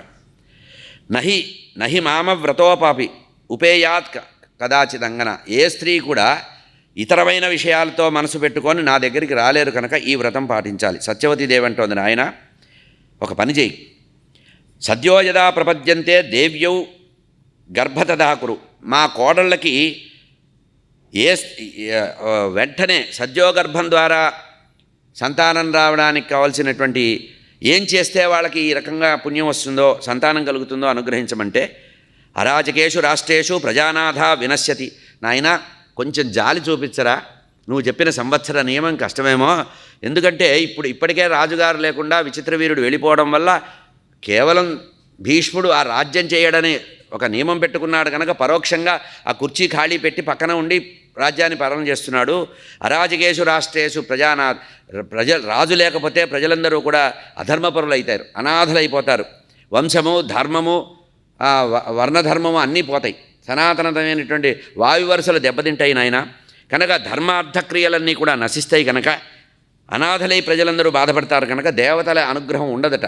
ఏ రాజ్యం అయితే అనాగరికం అవుతుందో ఆ రాజ్యంలో కథం రాజరికం రాష్ట్రం కనుక గర్భధారణకు సంబంధించిన విషయం చెప్పమంటే నువ్వు వారిని అనుగ్రహించు, వాళ్ళని పెంచి పోషించే బాధ్యత అంతా భీష్ముడే చూసుకుంటాడు. ఆయన బాధ్యత ఉందిగా, ఆయన ఇంట్లో ఎప్పటికీ కూడా సేవ చేయడానికే పుట్టాడు నాయన. అప్పుడు వ్యాస భగవానుడు చెప్తున్నాడు, యది పుత్ర ప్రదాతవ్య మయా భ్రాతు అకాలిక విరూపతాం మే సహతం తయోరేతత్ వరం ప్రతం. ముందే చెప్తున్నాడు తాను ఏం చేయదలుచుకున్నాడో, దానికి సంబంధించినటువంటి విపరీత ప్రభావాలు ఎట్లా వస్తాయో చెప్తున్నాడు. అమ్మా, సోదరుడికి సంబంధించిన విషయంలో నా యొక్క విరూపతని తలుచుకోకుండా వాళ్ళు పవిత్రమైన మనసుతో ఉంటేనే వారికి మంచి సంతానం కలుగుతుంది. ఎందుకంటే నా యొక్క రూపం చాలా వికారంగా ఉంటుంది. నేను శరీర పోషణ చేసుకోను, శరీర మాలిన్యాన్ని కూడా వదిలిపెట్టుకోను, జడలు కట్టి ఉన్నాయి, నూనె కూడా రాసుకొని తలకాయ దూకొని పిచ్చివాళ్లాగా ఉంటా. నా పరిస్థితి ఎట్లా ఉంటుంది? ఎదిమే సహతే గంధం రూపం వేషం తథావపు అద్యైవ గర్భం కౌసల్య విశిష్టం ప్రతిపాద్యతే. నా శరీర గంధాన్ని కానీ, అంటే శరీరంలో వచ్చేటువంటి వేరేవైనటువంటి వాసన కానీ, నా రూపాన్ని కానీ, నా వేషాన్ని కానీ, నా శరీరాన్ని కానీ ఎవరైతే భరించగలరో వారికి నేను ఉత్తమమైనటువంటి సంతానాన్ని ఇస్తాను అని నీ పెద్ద కోడలు అంబికని కనుక నువ్వు నియమించినట్లయితే నేను ఆమెకు వరం ఇస్తా. ఏవముక్త మహాతేజ వ్యాస సత్యవతీం తదా. ఈ విధంగా వ్యాస భగవానుడు సత్యవతీదేవికి చెప్తే పెద్ద కోడల్ని ఏకాంతంగా తీసుకెళ్ళి చాలా రహస్యంగా మాట్లాడిందట. ఏకాంతంగా కోడల్ని సమర్పించి, అమ్మ, ధర్మార్థయుక్తమైనటువంటి హితకరమైనటువంటి మాటను నీకు చెప్తున్నాను. ధర్మసంగతమైనటువంటి మాటలు చెప్పడంలో కొంచెం స్థిమితంగా వినాలి, జాగ్రత్తగా అర్థం చేసుకోవాలమ్మా. మనం వైయక్తికమైన జీవితాలు గడపటం లేదు, మనం క్షత్రియ వంశం చెందిన వాళ్ళం, మనం ప్రజల్ని పరిపాలించవలసిన బాధ్యత ఉంది. మనం ధర్మంగా ప్రజల్ని సుఖపెట్టడానికే ప్రజలకి ఏది అవసరమో అది చెయ్యాలి కనుక ఉత్తరాధికారులుగా ప్రజలకి రాజుల్ని అందించవలసినటువంటి బాధ్యత మనకుంది కనుక మనము ధర్మాన్ని పరిపాలించాలి. జాగ్రత్తగా మన భాగ్యం నశించినట్టుగా కనబడుతోందమ్మా. నువ్వు చూస్తున్నావు, ఇద్దరు కొడుకుల్ని నేను కంటే, ఇద్దరు కొడుకుల్లో ఒక కొడుకు వెళ్ళిపోయాడు పెళ్లి పెటాకులు లేకుండా, రెండో వాడు ఇద్దరు పిల్లల్ని ఇచ్చి వివాహం చేస్తే ఒకరి కాకపోతే ఒకరికైనా సంతానం వస్తుందంటే సంతానం రాలేదు. భరతానాం సముచ్ఛేదం వ్యక్తం అభ్యాగత సంశయ. నా భాగ్యం నశించిందమ్మా. సత్యవతీదేవి బాధపడుతోంది. భరతవంశం ఇప్పుడు విచ్ఛిన్నం కాబోతోంది. ఈ వంశం అంకురం లేకుండా వెళ్ళిపోతోంది. నేను చెప్పే మాట స్పష్టంగా విను తల్లి. నశిస్తున్నటువంటి వంశాన్ని, పితృవంశాన్ని కాపాడవలసినటువంటి బాధ్యత మనందరికీ ఉందమ్మా. కనుక ఈ పితృవంశాన్ని వంశ విస్తారాన్ని చేయడానికి గోత్రవృద్ధి చేయడం అనేది నీ చేతిలో ఉందమ్మా. ఇప్పుడు నువ్వు గనక కొంచెం ఆలోచించి ధర్మ నిర్ణయం చేయగలిగితే, అంటే ఇక్కడ బలవంతం చేయలేదు గుర్తుపెట్టుకోండి, కనుక ఈ భరతవంశాన్ని మళ్ళీ ఉద్ధరించేటువంటి భాగ్యశాలి నువ్వు కావాలమ్మా అని ఈ విధంగా చెబితే, సత్యవతీదేవి ధర్మచారిణిగా చెప్పినటువంటి ఈ మాటని అంబిక ధర్మాన్ని ముందు ఉంచుకొని విన్నదిట. అంటే ఎప్పుడైనా ఏదన్నా మాట్లాడేటప్పుడు వైయక్తికమైన రాగద్వేషాలు లేకుండా ధర్మం అనేదే ప్రధానంగా చూసుకోవాలి. సా ధర్మసుతో ధర్మచారిణి అయినటువంటి అంబిక కూడా ధర్మచారిణిట. ఆమె బుద్ధిమంతురాలట. ధర్మాన్ని ముందుంచుకొని సత్యవతీదేవి ఎట్లాగో ఏదో రకంగా ఒప్పిస్తే అప్పుడు బ్రాహ్మణోత్తములకి పిలిచి పెద్ద సమారాధన చేశారట. ఏదైనా ఒక మహత్కార్యం చేసేటప్పుడు వంశవిస్తారానికి సంబంధించిన విషయం బ్రాహ్మణులకి భూరిగా భోజనం చేసి భోజనాలు పెట్టి దానాలిచ్చి సిద్ధపడిందిట. వైశంపాయనుల వారు చెప్తున్నారు. అప్పుడు సత్యవతీదేవి మెల్లిగా చెప్పింది, అమ్మా నీకు ఒక బావగారు ఉన్నారు, నాకు తొలుచూలుగా పుట్టినటువంటి వారు ఉన్నారు, మహాధర్మాత్ముడు. అంటే ఏమీ చెప్పకుండా చేయలేదు, ఇక్కడ అంతా పూర్తిగా చెప్పింది. అప్రమత్త ప్రతీష, నేను చెప్పే విషయం జాగ్రత్తగా సావధానంగా విను తల్లి. నీకు ఒక బావగారు ఉన్నారు, అతను దైవానుగ్రహ సంపన్నం కలవాడు, చాలా గొప్పవాడు, అస్ఖలితమైన బ్రహ్మచారి. తస్య కృష్ణస్య కపిలాం జటాం దీప్తిం చ లోచనే బభ్రూణి చైవ సుష్మాణి దృష్ట్వాదేవి. అతను నీకు సంతానాన్ని అనుగ్రహిస్తారంటే ఆమె అంగీకరించిందిట. అంబికాదేవి ప్రథమం నియుక్తం, మొట్టమొదటగా అంబికాదేవిని పంపించారు, అంబికను పంపారు అతని అనుగ్రహానికి. అతను ఎట్లా ఉన్నట్ట చూడ్డానికి. ఇక్కడ గొప్పతనం చూడండి. ఎవడైనా జీవితచరిత్ర రాసుకోమంటే నేను ఇంతటి వాడిని అంతటి వాడిని ఇంద్రుని చంద్రుని రాసుకుంటారు. వ్యాస భగవానుడు తను రాసిన మహాభారతంలో తనొక పాత్రగా ఉండి తను ఎంత వికారంగా ఉంటాడో రాసుకున్నాడు. నిజాయితీ అంటే అది. మనం ఒక తెలకాయితం ఇచ్చి మన గురించి రాయమంటే మనం ఎక్కడ విని రాసుకుంటాం. ఇక్కడ ఏం చెప్తున్నాడు? తస్య కృష్ణస్య కపిలాం, కపిల జడలు కట్టినటువంటి జటాం దీప్తిం చ లోచనే బుభ్రూణి చైవ సుష్మ, మీసాలు బాగా పొడుగ్గా ఉన్నాయట, గడ్డం బాగా కావిరి రంగులో ఉందిట, రాగి తీగలు మర్రి ఊడల్లాగా ఉందిట అతని యొక్క శరీర వెంట్రుకలు, జటాజుటలు, వెలిగిపోతున్నటువంటి కళ్ళు, కనుగుట్లు తపోశక్తితో బాగా వెలుగుతున్నాయట కాంతిగా, కపిలవర్ణంలో ఉన్నాయి మీసాలు. అతను వచ్చి అనుగ్రహించడానికి వచ్చేటప్పటికి ఆవిడ భయపడిపోయి ఆ తేజస్సును భరించలేక కళ్ళు మూసుకుందిట. ఇది ప్రాప్తం కర్మవిద్ధి. నిశమ్యతత్వచో మారుతు. సరే, అప్పుడు వెంటనే అతను ఆమెకి వంశోద్ధారకుడైనటువంటి వాడిని అనుగ్రహించాలని మనస్సులో సంకల్పించి 10,000 ఏనుగులు బలం కలిగినటువంటి మహాపండితుడైనటువంటి రాజస్వ శ్రేష్ఠుడు, మహాభాగవతుడు, మహాభాగుడు, మహాపరాక్రమంతుడు, మహాబుద్ధిశాలి అయినటువంటి కొడుకుని అనుగ్రహించవాలని, భవిష్యత్తులో ఇతనికి 100 మంది సంతానం కలుగుతారని ఇంత దీర్ఘదృష్టిని ఆలోచించినటువంటి వ్యాసభగవానుడు ఆమెను అనుగ్రహిద్దామని ప్రసన్నంగా ఉన్నట్ట. కళ్ళు మూసుకొని అతను ధ్యానం చేస్తున్నాడు. ఎందుకంటే ఈమెకి అంత గొప్పవాడు, 10,000 ఏనుగులు బలం కలిగినటువంటి మహా దృఢశాలి, బుద్ధిమంతుడు, మేధావి, పండితుడు, పరాక్రమవంతుడైనటువంటి వాడిని భవిష్యత్తులో ఈ కుటుంబంలో వంశంలో పిల్లలు పుట్టడం లేదు కదా, 100 మంది పుట్టగలిగేటువంటి సామర్థ్యం ఉన్నటువంటి ఆ వ్యక్తిని సృష్టిస్తాను అని నిర్ణయించుకొని ఉన్నట్ట. సరే, అయిపోయింది. మర్నాడు తల్లి అడిగిందట, నాయన అమ్మవారి అనుగ్రహించావంటే, అమ్మా నేను స్వచ్ఛందంగా మనస్సులో ఎటువంటి వేరే భావాలు లేకుండా, మనోవికారం లేకుండా, కామవికారం లేకుండా సంతానాన్ని అనుగ్రహించాను తల్లి. కానీ తల్లి దోషం, మాతృదోషం అనేది ఎప్పుడూ ఉంటుంది, అది గుర్తుపెట్టుకోవాలి. మనం ఇప్పుడు సంసారం కుటుంబాల్లో బుద్ధిమంతులు కాని సంతానం ఎందుకు వస్తున్నారో చెప్తున్నారు. మాతృదోషం చాలా ఘోరం. టీవీ సీరియల్స్ చూసి, క్రైమ్ సీరియల్స్ చూసి, సమాజంలో ఉండే విలక్షణమైన విషయాలు చూసి, పిజ్జాలు బర్గర్లు తిని, అంటే వ్యామోహభూతమైనటువంటి ఒక రకమైనటువంటి మసాలా జీవితం గడుపుతున్నాం కనుక పిల్లలు కూడా మసాలాగానే పుడుతున్నారు. ఇక్కడ చెప్తున్నాడు వ్యాస భగవానుడు, స్పష్టంగా చెప్తున్నాడండి, మాతృదోషం వల్ల పుట్టబోయేవాడు గుడ్డిగా పుడతాడు. అందుకనే పూర్వకాలంలో ఏం చెప్పేవాళ్ళు, భాగవతం వినండి, గర్భవతి అయినటువంటి స్త్రీ రోజు వేణుగానం వినమన్నారు. వేణువుని ఇళ్లల్లో పిలిచి వేణుగానాన్ని నాదాన్ని వినిపించుకునేవాళ్ళు. భాగవత ధర్మం కలిగిన ప్రహ్లాదుడు, ధ్రువుడు అటువంటి వారి రామచంద్రమూర్తి జననము, ఇటువంటి కథలు, కృష్ణ పరమాత్మ యొక్క బాల్యలీలలు ఇవన్నీ కూడా వినిపిస్తే ఆ పుట్టబోయేవాడు అంత అనుగ్రహంతో ధర్మ సంతానం కలుగుతారు. ఇప్పుడు మనకి కామ సంతానం, మోహ సంతానమే కలుగుతున్నారు. మహాభ్రష్టులై మన ఎదురుగానే మనం చూడలేని పరిస్థితులు కూడా మనం తల ఎత్తుకొని తిరగలేని పరిస్థితులు మన సంతానం ఎందుకు ఇస్తున్నారంటే మోహజనితమైనటువంటి సంతానం, ధర్మ సంతానం కాదు. నేను ఇంత ధర్మంగా ఇంత ధర్మాత్ముడు కావాలని చెప్పి ప్రత్యేకంగా శ్రమ చేసి నీ కోరిక తీరుద్దామని వస్తే మాతృదోషం వల్ల గుడ్డివాడు పుడతాడమ్మా అని ఈ మాటలు వినేటప్పటికీ ఆమె బాధపడింది. అమ్మా బాధపడద్దు, పుట్టేవాడు గుడ్డివాడుగా పుట్టినా వాడు మహాప్రభావవంతుడు, పరాక్రమవంతుడు అవుతాడు. ఇంకో రహస్యం చెప్తున్నా, ఆ పుట్టినాయన ఎట్లా ఉన్నా అతనికి పుట్టేవాళ్ళు 100 మంది అవుతారు. కనుక నీకు వంశ విస్తారమేగా నువ్వు కోరుకున్న యద్భావం తద్భవతి. ఎప్పుడు కూడా మన భావం ఏ భావంతో మొదలు పెడితే అదే అవుతుంది. సంతానం సంతానం సంతానం అన్నారు కనుక ఈ సంతానం గుడ్డివాడైనా భవిష్యత్తులో సెంచరీ కొడతాడమ్మా, ఏమి ఇబ్బంది లేదు అని చెప్పేసింది. సరే ఆమె అనుకుంది, పుట్టినవాడు గుడ్డైతే రాజ్యాధికారానికి అంగవైకల్యం ఉన్నవాడు రాజ్యాధికారికి పనికిరాడు, ఏం చెయ్యాలి అని బాధపడుతోంది. సరే ఆమెకి సంవత్సర కాలం తర్వాత ప్రసవ వేళ సమీపించింది. సాపి కాలేన కౌశల్య శుశువే తను ఈ వ్యాస భగవానుడు ముందే నిర్దేశించి భవిష్యత్తు చెప్పినట్టుగా ఆ గుడ్డివాడు పుట్టాడు. అతనే ధృతరాష్ట్రుడు. ఇక లాభం లేదనుకొని పెద్దవాడు ఇట్లా అయ్యాడు, ఇంకొక భార్య ఇంకో కోడలు ఉందిగా కనుక వ్యాస భగవానుడికి చెప్పింది, అయ్యా అంబాలికానే ఉంది, 3 చిన్న కోడలు ఉంది, కొంచెం ఆమె అదృష్టం ఎట్లా ఉందో నేను చెప్పలేను, కానీ పురుష ప్రయత్నం మనం చేయాలి కనుక మన వంశ విస్తారం కోసం ఆమెను అనుగ్రహించమంటే సరే తల్లి మాట కాదనకూడదు కదా. మహర్షి చెప్తున్నారు, అంబాలికా మధాభ్యాగా దృశిం దృష్ట్వాచ స్వాం వివర్ణ పాండు సంకాశ సమపద్యత భారత.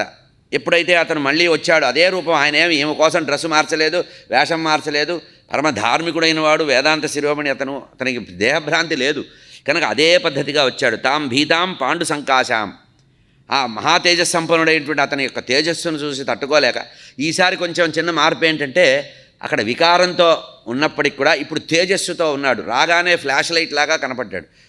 ఆ తేజస్సును చూసుకొని తెల్లమోహం వేసింది ఆమె. తాం భీతాం పాండు సంకాశం విషాణ్ణాం ప్రేక్ష భారత వ్యాస సత్యవతీపుత్ర ఇదం వచనం అబ్రవీత్. వెంటనే సరే ఆమెను అనుగ్రహించాడు. తల్లి అడిగింది మర్నాడు, నాయన ఏం జరిగిందంటే, అమ్మా ఏం చెప్పమంటావు, వీళ్ళ బాధ, వీళ్ళకు ఉండేటువంటి వ్యామోహాలు, వీళ్ళకు ఉండేటువంటి అంటే ఒక్కోసారి అదృష్టం ఉన్నప్పటికి కూడా అది పొందే భాగ్యం మనకు ఉండదు. టేబుల్ మీద చక్కగా మధుర పదార్థాలతో 16 పదార్థాలతో వంట చేసి పెడితే ఏదో ఎవరో వస్తే మాట్లాడుతూ వద్దామని కాళ్ళు కడుక్కొని వచ్చేటప్పటికి ఏ పిల్లో వచ్చి తనిపోతుంది. ఆ టేబుల్ మీద ఉన్న 4 పాయసం గిన్నెలో ఏవో అంటే ప్రాప్తం కర్మవిద్ధి. కనుక ఇక్కడ ఏం జరిగింది, అమ్మా ఆమె మనోవికారాన్ని పొందింది, తెల్లబోయి నన్ను చూసింది కనుక పుట్టేవాడు పాండువర్ణంతో జన్మిస్తాడు, తెల్లటి వర్ణంతో పుడతాడు. అతని పేరు కూడా పాండువే అవుతుంది, ఎందుకంటే పాండువర్ణంతో జన్మిస్తాడు కనుక పాండుడుగా అవుతాడు. తతో నిష్క్రాంతమాలోక్య సత్యాపుత్రమధా బ్రవీత్. ఈ విధంగా చెప్పి అమ్మ వెళ్ళొస్తానంటే నాయన ఒక్క నిమిషం ఆగరాని చేయి పట్టుకొని పిల్లవాడిని ఆపేసింది.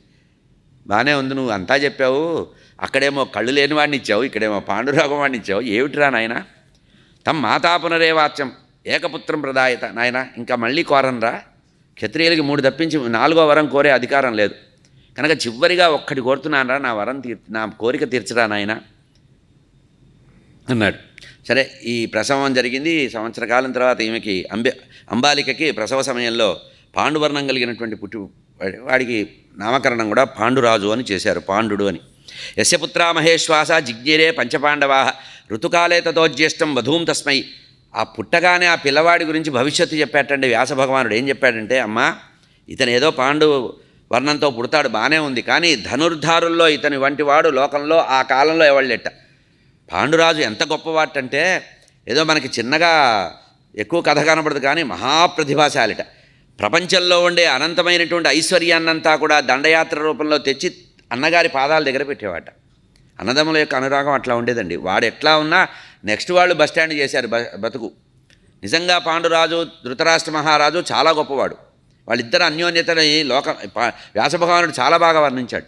అఖండమైన ఐశ్వర్యమంతా తెచ్చి ఏ ఆలోచన లేకుండా ఆ భీష్ముడికి నమస్కారం చేసి ధృతరాష్ట్రుడి పాదాల దగ్గర పెట్టేవాట. అన్నగారు తెచ్చాను చూసుకోండి అని. అట్లా ఉండేవాట. అతనికి చెప్తున్నాడు, యస్యపుత్ర మహేశ్వాసో జిగ్జిరే పాండవ, పాండురాజు ఉన్నాడే అతనికి భవిష్యత్తులో 5 కొడుకులు పుడతారమ్మా.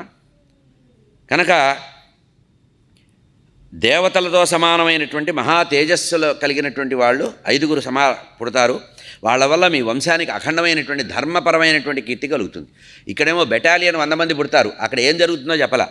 ఇక్కడ మాత్రం మీ వంశ విస్తారం జరుగుతుంది, అతి పుణ్యం మీకు వస్తుందమ్మా, మీ వంశం ఉద్ధరించబడుతుంది పొమ్మన్నారు. 5 మేటి గొప్పవాళ్ళు అవుతారు. సరే అయిపోయింది. మూడో కోరిక ఇబ్బందిగా. సరే పెద్ద కోడల్ని పిలిచింది, అమ్మా ఈసారి కొంచెం జాగ్రత్తగా ఉండి నేను చెప్పిన 4 మాటలు విను తల్లి, నీకు పుణ్యం ఉంటుంది, నాకు వంశం ఉత్తముడు కావాలి అని అంబికను పిలిచింది. పిలిచి నియోగిస్తే ఆమె అనుకుందిట, పోయినసారి వెళ్ళి దడుచుకున్నాను, లేనిపోంది సమస్య వచ్చిందని మెల్లిగా తన యొక్క ఒక దాసిని తీసుకొచ్చిందిట. స జిజ్ఞే విదురో నామ. ఇక్కడే కామభోగేన రహస్యాం.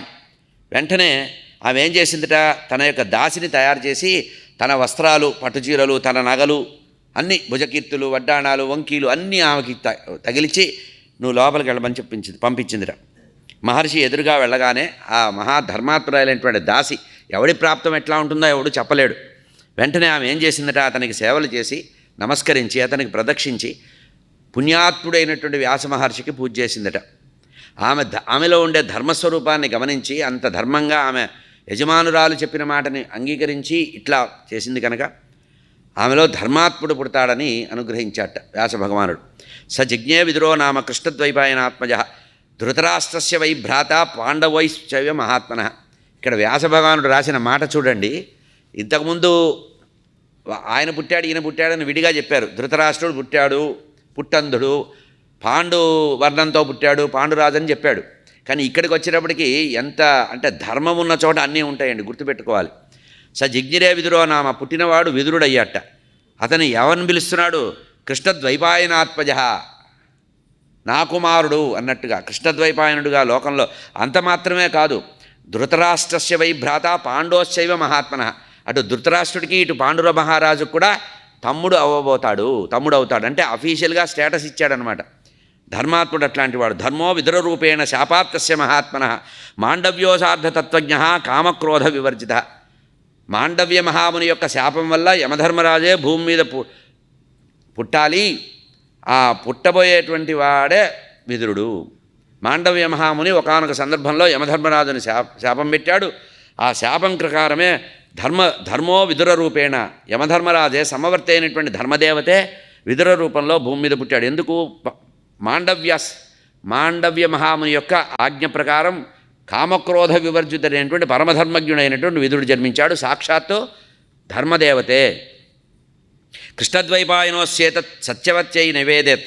ఈ విధంగా కృష్ణద్వైపాయనుడైనటువంటి ఆ వేదవ్యాస భగవానుడు సత్యవతికి చెప్పి అంబిక చేసిన మోసాన్ని కూడా చెప్పాట. అమ్మా, మీ పెద్ద కోడలు చేసిన పని ఇది ఉంది. మొట్టమొదటేమో కళ్ళు మూసుకుంది, ఇప్పుడేమో మనోవికారం పొంది దాసిని పంపించింది.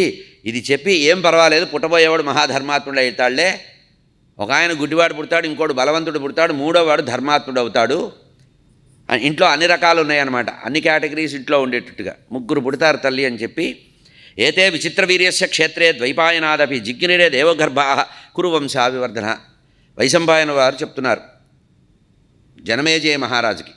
ఎవరు? పరీక్షణ్ మహారాజు కుమారుడైనటువంటి జనమేజయ మహారాజుకి వైశంపాయనుల వారి కథ, మహాభారత కథని చెప్తున్నారు. నాయన, ఈ విధంగా విచిత్ర వీరుడి యొక్క భార్యలైనటువంటి అంబిక, అంబాలిక అనేటువంటి 2 భార్యలకి కృష్ణద్వైపాయనుడి యొక్క అనుగ్రహం చేత, దేవరన్యాయం చేత 3 కుమారులు కలిగారు. దేవకుమారులాగా వంశాన్ని వృద్ధి చేసేటట్టుగా వాళ్ళు పెరుగుతున్నారు. వారు 3 కూడా పెంచేటువంటి బాధ్యతని భీష్మ పితామహుడు తీసుకున్నాడని అనిమాండవ్య ఉపాఖ్యానం కూడా చెప్పారు. మనకి సమయం లేదు ఈరోజు పాండవుల యొక్క జననం చెప్పాలి కనుక దానికి భూమిక చెప్పాను. ఈ అనిమాండవోపాఖ్యానం ఏంటంటే, ఒకానొక సందర్భంలో మాండవ్య మహాముని చాలా గొప్పవాడు, ధర్మిష్ఠుడు, కర్మనిష్ఠుడు. ఒకానొక సందర్భంలో అడవిలో కూర్చొని తపస్సు చేసుకుంటున్నాడు. ఒక పర్ణశాల ఉంది, పర్ణశాల దగ్గర తపస్సు చేసుకుంటూ కూర్చుంటే దారి దోపిడీ దొంగలు వచ్చి ఆ ఊర్లో ఏదో దొంగతనం చేసి ఆ సొమ్మంతా మూట కట్టుకొని పారిపోతున్నారు. భటులంతా వెంటబడుతుంటే వాళ్ళు వచ్చి ఏం చేశారంటే, ఈయన ఆశ్రమంలో వెనక దాక్కొని ఈ సొమ్మునంతా ఆశ్రమంలో పెట్టారు. ఈ వచ్చినటువంటి భటులు అడిగారు దొంగల్ని, అయ్యా దొంగలు వచ్చారు, దొంగతనం చేసి వెళ్ళారు, ఎటు వెళ్ళారో చెప్పమని. ఆయన పరమధ్యాన నిష్ఠలో సమాధియోగతుడై ఉన్నాడు. ఏమీ చెప్పలేదు, మాండవ్య మహాముని ఏం చెప్పలేదు.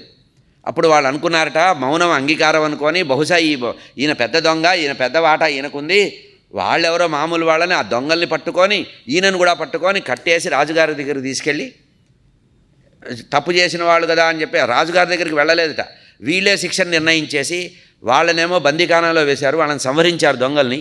ఈయన ఏదో గడ్డం మీసాలు కొంచెం గట్టిగా ఉన్నాడు అని చెప్పి ఈయనకి చంపితే పాపం వస్తుందని, ఇంకోటి ఈయన మౌనంగా ఉన్నాడు కనుక చిరాకేసింది వాళ్ళకి. ఒక పెద్ద శూలారోపణ చేసి భూమి మీద శూలం పాతి దాని మీద ఈయన కొరత శిక్ష వేశారు. అంటే పెద్ద శూలాన్ని భూమి మీద పాతి దాని మీద ఈయన్ని వేశారనమాట. అంటే ఈయన గుచ్చుకునేటట్టుగా ఇట్లా అడ్డంగా శూలం మీద ఆయన్ని దించారు. ఇట్లా శూలారోపణ చేయబడి ఆయన ఉన్నాడు, చాలా దీర్ఘకాలం ఉన్నాడు. అయితే ఎంత ధర్మాత్ముంటే శూలస్థహాసతు ధర్మాత్మ కాలేన మహతాతత నిరాహారోపి విప్రషి మరణం నాభ్యతత్యత. శూలం మీద ఉన్నప్పటికీ కూడా ధర్మాత్ముడైనటువంటి మాండవ్య మహాముని ఆహారం లేకపోయినా పరబ్రహ్మ మీద అనుసంధానం చేస్తూ చాలా కాలం శరీరాన్ని నిలబెట్టుకున్నట్ట. ఇట్లా ఉన్నాడు, ప్రాణాల్ని కాపాడుకుంటూ ఉంటే స్మరణ మాత్రం చేతనే ఋషులందరూ అనేక లోకాల నుంచి ఋషులు వచ్చి ఆయన దగ్గర ధర్మం తెలుసుకొని వెళుతూ ఉండేవాళ్ళట. అట్లా ఉంటూ కూడా అంత శిక్షణ అనుభవిస్తూ కూడా తన అపరాధం లేకపోయినప్పటికీ కూడా శిక్షణ అనుభవిస్తూ ఎంతో జ్ఞానాన్ని ఉపదేశిస్తున్నట్ట. ఆయన చూసి ఈ ఋషులందరూ బాధపడ్డారట. అయ్యా ఏమిటిది, ఇంత పుణ్యాత్ముడివి నువ్వు, ఇంత మహాపుణ్యాత్ముడు, ఎప్పుడూ ఎవరికి చీమకు కూడా లోపం చేసి ఉండవే, కష్టం చేసి ఉండవు, మీ తపశ్శక్తితో దీన్ని ఎందుకు పోగొట్టుకోవటం లేదు? ఒక్కసారి మీరు కనుక తలుచుకున్నట్టయితే ఆ బాధ నుంచి మీరు బయటపడతారు కదా. కానీ ప్రారబ్ధం భోగతో నశ్చేతని పెద్దవాళ్ళు ఏం చేస్తారటంటే ప్రారబ్ధాన్ని అనుభవిస్తారట. ఏదో సూపర్ స్పెషాలిటీ హాస్పిటల్లో ఉన్న ఆస్తి అంతా తగలేసి ఆరోగ్యాన్ని కాపాడుకోవాలని చూడట. ప్రారబ్ధం వచ్చింది, ఏదో జన్మజన్మాంతర సుకృతమో దుష్కృతమో ఉంది, దీన్ని అనుభవిస్తే వెళ్ళిపోతుందని ఉన్నదాన్ని ఉన్నట్టు అనుభవిస్తారట. మహాత్ములకి మనకి తేడా ఉంది.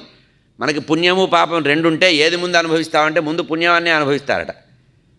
ఆ పాపాన్ని ఎట్లయినా తప్పించుకోవచ్చు కదా అని ఏదో ప్రభుత్వం దగ్గర బ్యాంకు రుణాలు తీసుకొని ఎగ్గొడుతూ ఎవడో వస్తాడులేండి రుణాన్ని మాఫీ చేస్తాడని ఆగుతున్నారు చూసారా. అట్లా పుణ్యాన్ని మాత్రమే ముందు పొందుతారట మనలాంటి వాళ్ళు అల్పులు.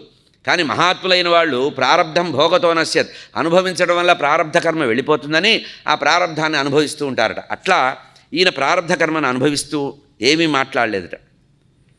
ఇంతగా దుఃఖిస్తున్నా కూడా నువ్వు ఎందుకు చేయటం లేదంటే అందరూ కూడా నాయనా ఏం చేస్తాము, ప్రారబ్ధాన్ని ఎవరి దోషాన్ని ఇక్కడ నేను అనలేను, ఏదో నాకు తెలియకుండా ఎప్పుడో దోషం ఉండుంటుంది దాన్ని అనుభవిస్తున్నాను అన్నాడు అని ఉన్నట్ట. అయితే ఈ మాటలు మాట్లాడుతున్నప్పుడు ఆ రాజభటులు అట్లా వెళుతూ విన్నారట.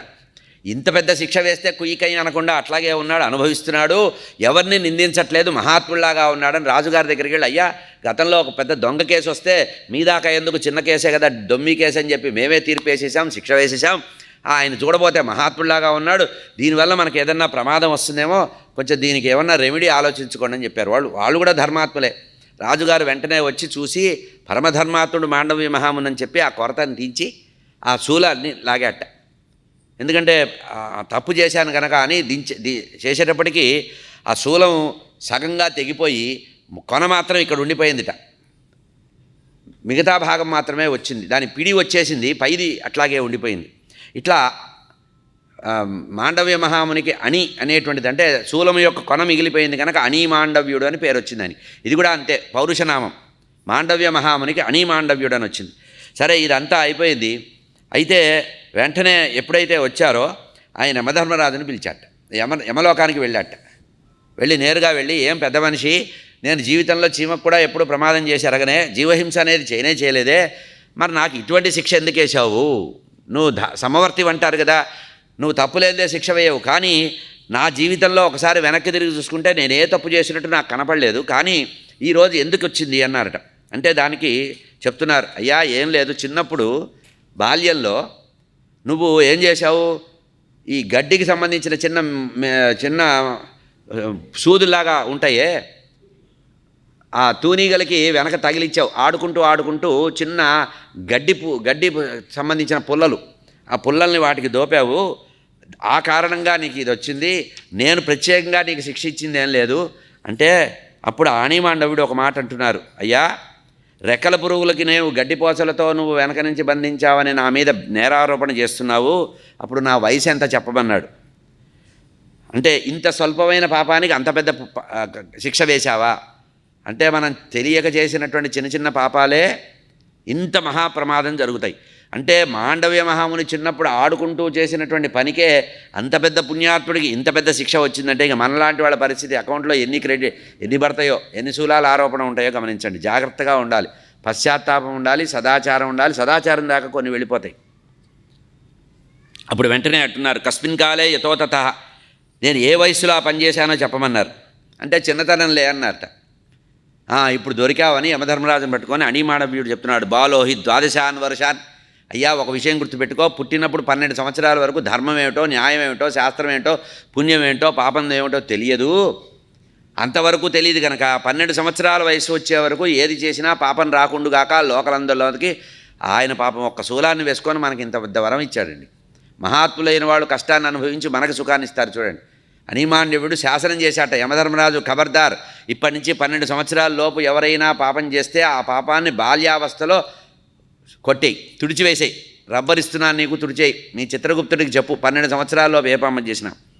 అల్పే అపరాధేన్ మహాన్మమ దండస్వ, నేను చేసిన చిన్న తప్పుకి నాకు ఇంత చేశావు కనుక నువ్వు శూద్ర కుటుంబంలో జన్మిస్తావు పొమ్మని శాపం చేశాడు. ఈ కారణంగా అణిమాండవ్యుడు ఇక్కడ శాపం ప్రకారం యమధర్మరాజు అంతటి వాడు కూడా లోకంలో ధర్మాన్ని తూచా తప్పకుండా పాటించేవాడు కూడా చిన్న దోషం వల్ల భూమి మీద విదురుడిగా పుట్టాడు అని చెప్పి ఇప్పుడు ఈయన ఇంకొక కొత్త శాసనం చేశారు. ధర్మశాస్త్రంలో 12 సంవత్సరాల వరకు అంతకుముందే రూల్ బుక్లో ఉందిట. కానీ ఈయనేం చేస్తున్నాడు, ఆ చతుర్దశాన్ వర్షాన్ నభవిష్యతి పాతకం, ఇప్పటి నుంచి చెప్తున్నా గుర్తుపెట్టుకో, 12 కాదు 14 సంవత్సరాల వరకు ఎవరు తెలియక ఏ పాపం చేసినా, అంటే ఇక్కడే గమనించండి, ఉపనయనం చేసుకొని గురుకులంలో చదువుకునే వరకు పిల్లవాడికి, ఎందుకంటే సంధ్యావందనము, వేదాధ్యయనము, ఉపనిషత్ పారాయణ, ఉపనిషత్ అధ్యయనము, అగ్నిహోత్రము, నిత్యాగ్నిహోత్రము, ఆ తర్వాత ధర్మశాస్త్రాలు చదువుకోవడం తెలిసే వరకు ఏది పాపం ఏది పుణ్యం తెలియదు కనుక అంతవరకు. ఇక అమ్మాయిల విషయంలోకి వచ్చేటప్పటికి ఆ అమ్మాయి పుష్పవతి అయ్యే వరకు ఉండదు. ఆ తర్వాత ఏది చేసినా మహాపాపమే గుర్తుపెట్టుకోవాలి. అందుకనే పూర్వకాలంలో పుష్పవతి అయిన తర్వాత అమ్మాయిని చాలా జాగ్రత్తగా పెంచేవాళ్ళు, న్యాయాలు చెప్పేవాళ్ళు, ధర్మాలు చెప్పేవాళ్ళు, పాపం ఎక్కడ వస్తుంది, బ్రహ్మహత్యా పాతకం ఎట్లా వస్తుంది, ఇవన్నీ కూడా చెప్పి చూపించేవాళ్ళు. స్నానాన్ని సందర్భంలో కూడా కథలు చెప్పి దానివల్ల వచ్చేటువంటి పాపం ఏంటో చెప్పి ఇటువంటివి చెప్పేవాళ్ళు. కనుక 14 సంవత్సరాలకి ఈ నిర్ణయం చేశారు. ఇది చేసినటువంటి పెద్ద మహావరం. సరే, అక్కడ అయిపోయింది నాయన, ఇది పరిస్థితి అని దశరథ అది ఇక్కడ భీష్మ పితామహుడు చేస్తున్న అనంత కార్యం చేశారు. ఏంటంటే పెద్దవాడు అంధుడు కనుక పాండురాజుకి రాజ్యం ఇచ్చారు, రాజ్యం ప్రతినిధిగా చేస్తున్నాడు, అన్నగారే రాజుగా భావం చేస్తున్నాడు, ఇతను ప్రజాపాలన చేస్తున్నాడు. ధృతరాష్ట్రేచు చ పాండవు చ విదురేచ మహాత్మని త్రిషు కుమారేషు జాతేషు కురుజాంగలం కురువోధ కురుక్షేత్రం త్రయమేతత్వర్ధన. ధృతరాష్ట్రం వైశంపాయన జనమేజయ మహారాజుతో చెప్తున్నారు, నాయన ధృతరాష్ట్రుడు పాండురాజు మహాత్ముడైనటువంటి విదురుడు జన్మించిన తర్వాత కురువంశం కొంచెం బాగా వృద్ధి పొందిందిట. చక్కగా ఇంట్లో 3 పిల్లలు ఉన్నారు, వేదాధ్యయనం చేస్తున్నారు, శాస్త్రాధ్యయనం చేస్తున్నారు, అనేక విద్యలు పొందుతున్నారు, అనేక వాహనాలను కలిగి ఉంటున్నారు, దండయాత్రలు చేస్తున్నారు, ధర్మక్రియా యజ్ఞశీలా సత్యవ్రతపరాయణ అన్యోన్య ప్రీతియుక్తా న్యవర్ధంత ప్రజాపద. ఇక్కడ వీళ్ళ ముగ్గురు యొక్క ఎట్లా పెరుగుతున్నారో చెప్తున్నారు. భీష్ముడి యొక్క పెంపకం, పెళ్లి పెటాకులు చేసుకోకపోయినా ఆజన్మ బ్రహ్మచారి అయినా కూడా భీష్ముడిలో ధర్మం అనేది ఉంది, కుటుంబాన్ని పోషించడం అనేది బాగా తెలిసిందండి. ఏం చేస్తున్నాడు, పిల్లల్ని ధర్మవంతులుగా, సత్యసంధులుగా, పరాక్రమవంతులుగా, యోగం బాగా సాధించేవాళ్ళుగా, యోగ్యత గలవాళ్ళుగా, ధర్మకార్యాల చేత పెంచేవాళ్ళుగా చేస్తున్నట్ట. ఇక వీళ్ళు ఎట్లా ఉన్నారట, అన్యోన్యంగా ఉన్నారట. అన్యోన్య ప్రీతియుక్తాచ, ముగ్గురు 3 భావాలతో పుట్టారండి. మనం ఒకే తల్లికి పుట్టినా, ఒకే భావంతో పుట్టినా భావాలు వేరే ఉంటున్నాయి. రాజ్యభాగ చిన్న 5 గజాల తేడా వస్తే జీవితాంతం వాడు వీడు మొహం చూసుకోకుండా 5 ఎకరాలు అమ్మేసి బాంధవ్యం వదిలిపెట్టేసి వాడి వాకిలి ఇటు వీడి వాకిలి అటు పెడతాం. ఇక్కడ చూడండి, ముగ్గురు 3 భావాలతో పుట్టారు, అయినప్పటికి కూడా అన్యోన్య ప్రీతి సంయుక్త, ఒకళ్ళంటే ఒకళ్ళకి ప్రాణంగా ఉంటూ వ్యవర్ధత ప్రజాపద. కానీ ఆ ముగ్గురు కూడా పిల్లల వల్ల దూరం అయ్యారు. చూడండి, మళ్ళీ సంతానం వల్ల వాళ్ళ యొక్క భావాలు మారినాయి. మానక్రోధ విహీనశ్చ, ఈ విధంగా మానధనులై ఇట్లా బతుకుతున్నారు, జీవిస్తున్నారు. భీష్ముడు అనుకుంటున్నాడు, పిల్లలు పెరుగుతున్నారు, బాగా పెద్దవాళ్ళు అవుతున్నారు. వ్యాసభగవానుడు చెప్పినటువంటి వరం గుర్తుంది, 100 మంది సంతానం కలిగేటువంటి యోగ్యత ఉంది ధృతరాష్ట్రుడికని. అతనికి పెళ్లి చేయాలని గుణై సముదితం సమ్యక్ ఇదం ఈ విధంగా వెతికాడు. మయాచ సత్యవత్యా కృష్ణేన మహాత్మన ఈ విధంగా బాగా ఆలోచించి శ్రూయతే యాదవీకన్య. ఇక్కడేమో ధృతరాష్ట్ర మహారాజు గాంధారి అనేటువంటి ఆమె జాతకంలో ఉందిట 100 మంది సంతానం ఉంటారని. 100+1 100 మంది కొడుకులు, ఒక అమ్మాయి పుట్టేటువంటి సంతాన భాగ్యం ఉంది అనేటువంటి అదృష్టంతో కన్యాదానం చేసే యోగ్యత కూడా కలిగిస్తుంది ధృతరాష్ట్రుడు అని చెప్పి గాంధారిని ఇచ్చి వివాహం చేశాడు. గాంధారిని ఇతనికి ఇస్తారు, వివాహం చేస్తారని తెలుసుకొని ఆయన కొంచెం సందేహపడ్డాట. తండ్రి ధృతరాష్ట్ర మహారాజు కాబోయే మామగారు గాంధారి తండ్రి, గుడ్డివాడికి ఎట్లా ఇస్తానండి పిల్లని అని అంటే, ఎంత గొప్పవాళ్ళైనా మీ వంశం చాలా గొప్పది, చాలా ధనవంతులు మీరు, కానీ ఇదంటే ఆమె అన్నదట, ధర్మాత్ముడు అతను నేను వివాహం చేసుకుంటానందిట అని. ఇంకో మాట అందిట, అతను గుడ్డివాడనే కదా మీ సమయం, మీ బాధ, రేపటి నుంచి కాపురంకి వచ్చిన తర్వాత ఎప్పుడైనా చిన్నచూపు చూడవలసి వస్తుందో అని బాగా 1కి 2 స్పష్టంగా ఉన్నదండి వ్యాసుడు రాసిన మాట. ఇందులో నా సొంత కథలే ఏం లేవు. మడతబెట్టి దళసరిగా చేసుకొని ఆమె కట్టుకుందట కళ్ళకి గంతలు. దళసరిగా చేసుకొని అన్నారంటే అందులో సందులోంచి చూస్తుందని కాదు, చూసి చూడనట్టు యాక్ట్ చేస్తుందని కాదు. మడతలు పెట్టి తన భర్త ఏ ప్రపంచానైతే చూడలేదో ఆ ప్రపంచాన్ని చూడకూడదని, అతనికి ఎప్పుడూ కొరత రాకూడదు. ఏదో ఎప్పుడైనా ఎక్కడికైనా వెళితే, నాథా చూసావా ఉద్యానం ఎంత బాగుంది, సూర్యోదయం ఎంత బాగుంది అనాల్సి వస్తే ఆయన మనసు చివుకుమంటుందో అని ఆయన చూడండి నేను చూడకూడదని ఈ విధంగా చేసుకుంటాడు పరమ పతివ్రతా శిరోమణి. ఇక పాండురాజు మిగిలాడు. పాండురాజుకి శ్రూయతే యాదవీకన్యా స్వరూపా కులస్యచ, యదువంశానికి చెందినటువంటి కన్యామణి ఉంది.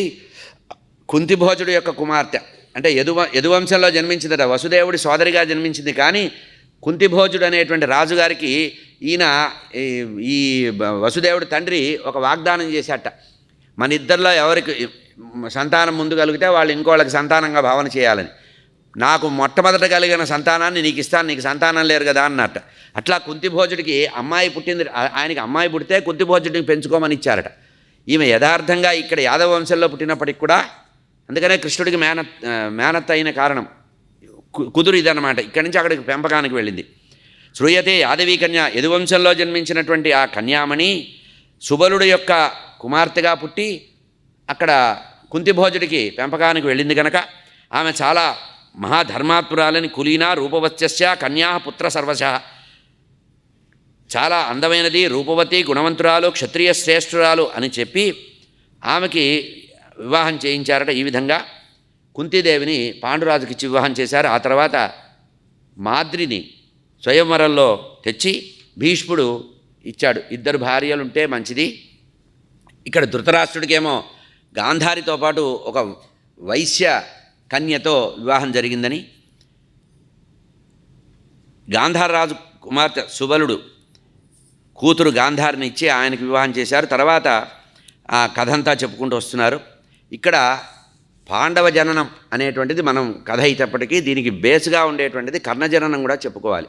కర్ణుడు పుట్టుక కూడా చెప్పుకుంటే కానీ పాండవ జననానికి సమర్థత దొరకను గనక కర్ణజననానికి వైశంపాయనోవాచ శూరసేనో నమో యదుశ్రేష్ఠ వసుదేవ పితాభవత్ తస్య కన్యా వృధా నామ రూపేణ అప్రతిమ. సూరసేనుడు యొక్క యాదవ వంశంలో పుట్టినటువంటి సూరసేన మహారాజు యొక్క కుమారుడు వసుదేవుడితో పాటు ఒక కుమార్తె కూడా కలిగిందిట. మొట్టమొదట కుమార్తె, తర్వాత కూతురు కలిగితే ఆమెకి పృథా అని పేరు పెట్టుకున్నారు. పృథా తనుజులు అంటారు పాండవులను, అందుకనే ఆమెకు పృథా అని పేరుంది. కుంతిభోజుడికి పెంపకం వెళ్ళడం వల్ల కుంతి అయింది ఆమె, పృథా అనేటువంటి ఆమె. అయితే ఆమె మహాధర్మాత్మురాలట, చిన్నప్పటి నుంచి కూడా చాలా వినయం కలిగిద్దట. అయితే పూర్వకాలంలో కుటుంబాల్లో ఎట్లా ఉండేదంటే, ఎవరైనా ఇంటికి వస్తే పరిచర్యలు సేవ చేయాల్సినటువంటి బాధ్యతని కూతుర్లకు చెప్పేవాళ్ళట. దాన ధర్మాలు చేసేటప్పుడు కొడుకును పిలుచుకొచ్చేవాళ్ళట. ఎందుకంటే భవిష్యత్తులో ఈ సంపదంతా ఈ గోత్ర వృద్ధి కోసం అఖండమైన దానం చేస్తే కానీ ఆ వంశ విస్తారం కాదు కనుక కొడుకులతో దానం చేయించేవాళ్ళట, కూతుళ్ళతో సేవ చేయించేవాళ్ళు. ఎందుకు కూతుళ్ళతో సేవ చేయించాలంటే వీళ్ళు రేపు అత్తగారింటికి వెళ్ళినప్పుడు అత్తమామలకు సేవ చేయాలి కనుక చిన్నప్పుడే పెద్దవాళ్ళకి సేవ చేసేటువంటి అవకాశం వస్తుంది కనుక ఆ కుంతిభోజుడు తన కుమార్తె అయినటువంటి కుంతీదేవితో ఇంటికి వచ్చినటువంటి అతిథులందరికీ కూడా చక్కగా సేవలు చేయించేవాట. దేవతలు అతిథులు ఎవరొచ్చినా ఇట్లా ఉంటూ ఉండగా తస్సేవ ప్రదదోమంత్ర ఇక్కడ ఉండగా ఒకానొక సందర్భంలో దుర్వాస మహర్షి వచ్చారట. శివాంశ సంభూతుడైనటువంటి ఆయన దుర్వాస మహర్షి వచ్చి ఆ ఇంట్లోకి వచ్చారట. పరమ ఉగ్రస్వరూపుడు అయినప్పటికి కూడా ఈ అమ్మాయి కుంతీదేవి చేసేటువంటి సేవని చూసుకొని చాలా ఆనందపడిపోయాట. పడిపోయి ధర్మనిశ్చయంతో ఆమె చేస్తున్నటువంటి సేవను తెలుసుకొని తస్యైవ ప్రదదో మంత్రం, అమ్మా నీకు ఒక వరం ఇస్తానేమన్నా వరం కోరుకోమంటే, నాకు వరమే వద్దండి, ఇంత దీర్ఘకాలం పాటు మీకు సేవ చేసిన భాగ్యము, నాకు ఇంతకంటే వరాలు అక్కర్లేదు అందిట పాపం. కానీ ఆయన అన్నట్ట, నువ్వు ఇంత సేవ చేస్తే వరం ఇవ్వకపోతే వస్తే నేను రుణగ్రస్తుడిని అవుతాను, నువ్వు వద్దు అనుకున్నా సరే నీకు వరం ఇస్తాను అని ఇక్కడ ఒక మాట చెప్పారండి. తస్యైవ ప్రదదో మంత్రం ఆపద్ధర్మాన్ అవేక్షయ, భవిష్యత్తులో ఆపద్ధర్మంగా ఈమెకి ఈ వరం వల్ల కొంత సంతానం కావాల్సిన అవకాశం ఉంది కనుక ఇది భవిష్యత్తు ఆపద్ధర్మార్థం, ఒట్టిగా దారినపోయే వ్యక్తి ఇవ్వలేదు.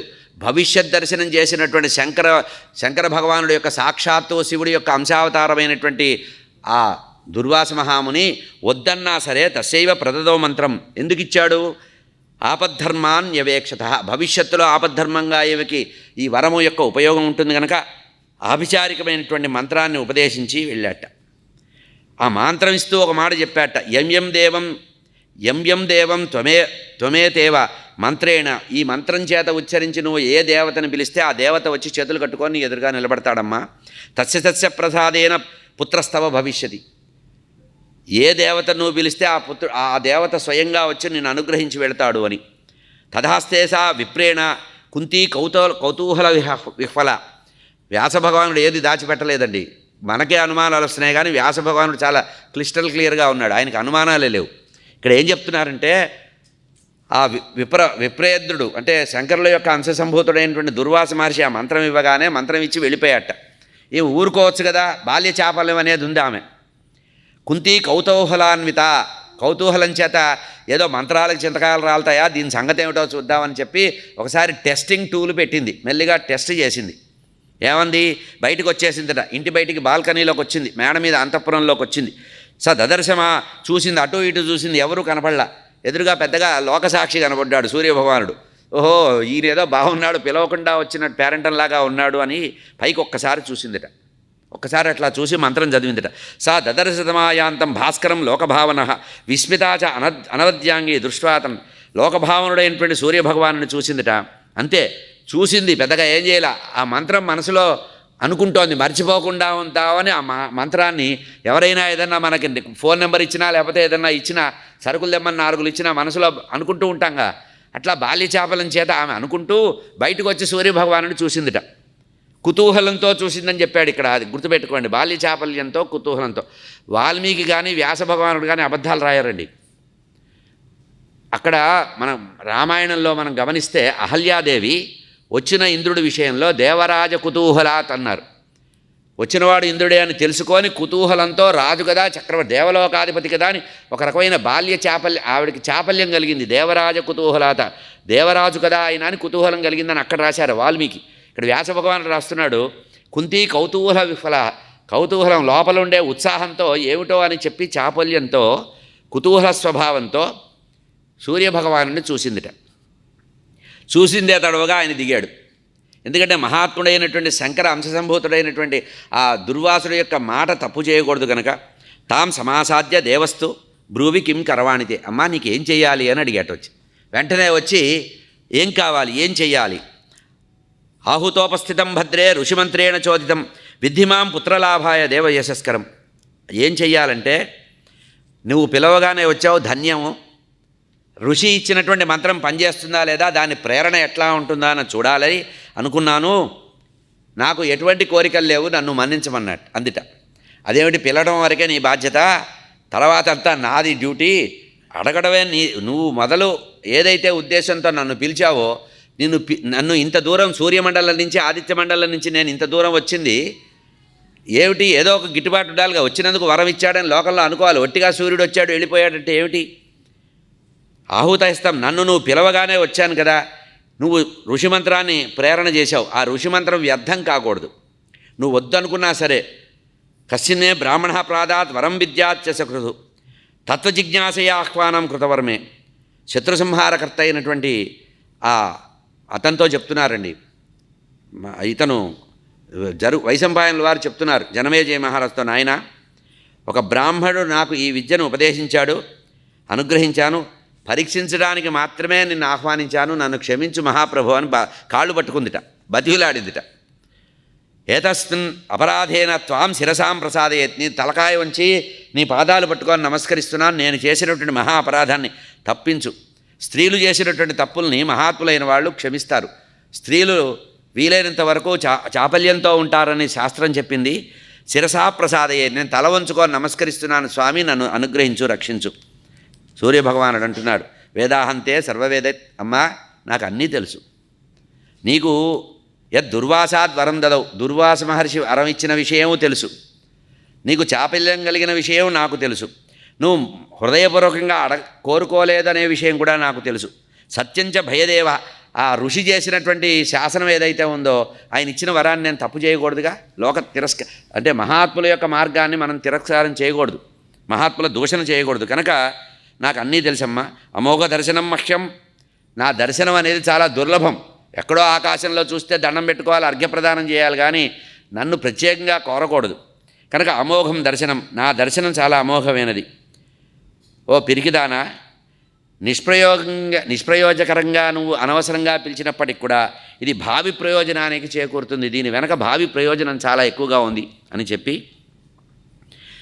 అనునయపూర్వకంగా ఆమె నమస్కరిస్తూ ఉంటే ఆమె అప్పటికే అంగీకరించలేదట. అయ్యా నాకు ఏ వరం వద్దు, పుణ్యం ఉంటుంది, వెళ్ళు స్వామి ఇక్కడి నుంచి అని బతిమలాడిందిట. పుత్రస్తే నిర్మిత శుభ్రుహు శృణు యాదృక్ శుభాననే ఆదిత్యే కుండలే బిభ్రత్ కవచం చేయవ. ఆమె మాటలు ఏమీ వినిపించుకోలేదట. ఆయన చెప్పదలుచుకునేవి బట్టి కొట్టి అప్పచెప్పేసి వెళ్ళిపోయాడు. పిల్లల్ని కనుక మూడో ఎక్కని చెప్పరా అంటే చెప్పేసి వెంటనే ఆడుకోవడానికి వెళ్తారు చూసారా, అట్లా సూర్యభగవానుడు వచ్చాట. పుత్రస్తే నిర్మిత శుభ్రుహు, నేను ఇప్పుడు నీకు పుత్రుడిని అనుగ్రహిస్తున్నాను. వాడు ఎట్లా ఉంటాడు? ఆదిత్యే కుండలే, నీకు పుట్టేవాడు స్వయంగా అదితి ఇచ్చినటువంటి కుండలాన్ని ధరించి ఉంటాడు, పుట్టుకతోనే కుండలాలు కలిగి ఉంటాడు. ఇక నేను వాడికి ఒక కవచాన్ని, సహజమైనటువంటి కవచాన్ని ఇస్తా. అటు కుండలాలు ఇటు కవచాలు రెండూ సహజంగా పడి వాడు ఉంటాడు. ఇక అతని గొప్పతనాన్ని చెప్తున్నాను విను. బ్రాహ్మణులు ఏది యాచిస్తే అది కాదనకుండా ఇచ్చేటువంటి మహాదాతగా పుడతాడు నీకు. అయితే ఒకటి గుర్తుపెట్టుకో, ఎప్పుడు బ్రాహ్మణుల విషయంలో నీ కుమారుడు జాగ్రత్తగా ఉండాలి. బ్రాహ్మణులు వచ్చి యాచిస్తే వెనక ముందు చేయకుండా ఏమి ఇవ్వకూడదు. కనుక భవిష్యత్తులో ఈ ప్రమాదం ఒకటి ఉంది. బ్రాహ్మణుడు యాచిస్తే ఇవ్వవలసినటువంటి అవసరం వస్తుంది, అంటే భవిష్యత్తు చెప్పేశాడు. కనుక ఆత్మాభిమాని కనుక ఈ పని చేస్తాడు, చేయకుండా ఉంటే బాగుంటుంది. మత్ప్రసాదాన్న రాజ్ఞేహే, అమ్మా నీకు కన్యాత్వ దోషం లేదు, నీకు సంతానాన్ని అనుగ్రహించా, కన్యాత్వ దోషం లేదు అని సూర్యభగవానుడు చేసి వెళ్ళిపోయాట. సహజం కవచం బిభ్రత్ కుండలీ విజోజిత అజాయత సుతఃకర్ణ సర్వలోకేషు విస్తృత. సహజంగా కవచకుండలాలు ధరించి బాగా వెలిగిపొందుతూ బంగారం అంతా ఒంట్లో నగలు వేసుకొని స్వర్ణాన్ని వేసుకొని పుట్టాట కొడుకు. ప్రాదాశ్చతస్యై కన్యాత్వం పునః పరమజ్జతి. సూర్యుడు ఆమెకు కన్యాత్వ దోషం లేకుండా మళ్ళీ చెప్పు వెళ్ళాట. 2-3 సార్లు చెప్పి నీకు కన్యాత్వ దోషం లేదని అనుగ్రహించి దేవలోకానికి వెళ్ళిపోయాడు. దృష్ట్వా కుమారం జాతం స వార్ష్ణేయీ దివసాయ. ఈ విధంగా కుంతికి సంతానం కలగానే కలవరపడిపోయిందిట. ఏం చేస్తే బాగుంటుంది? దాసిని అడిగిందిట. బలిష్ఠుడైన వాడున్నాడు, ఈ పిల్లవాడిని ఏం చెయ్యాలి అని ఈ విధంగా అంటే, అప్పుడు ఇక్కడే మనకి పురాణాంతరంలో ఉండే కథ ఏంటంటే, సూర్యభగవానుడే ఒక పెద్ద పెట్టెని పంపించాట. అందులో విపరీతమైన నగలు, బాగా నగల్ని పెట్టి ఆ పెట్టెలో పెట్టి పంపించాట. అది గంగానది ఒడ్డున కనపడిందిట. అది స్ఫురణ కలిగింది. అమ్మా దాసి చెప్పిందిట, ఇగో ఆలోచించడం దేనికి, అక్కడ పెట్టె రెడీగా ఉంది, ట్రాన్స్పోర్ట్ చేసేయని. వెంటనే తముత్సృజం జలే గర్భం రాధాభర్తాశయచ. ఈ విధంగా నీళ్లల్లో ఆ పిల్లవాడిని పెట్టెలో పడుకోబెట్టి నగలు కూడా ఉన్నాయట. నగలతో కూడా చూసి ఆనందపడి ఆ పిల్లవాడిని, కొంచెం బాధ మనసులో ఉంది, నీళ్లల్లో వదిలిపెట్టిందిట.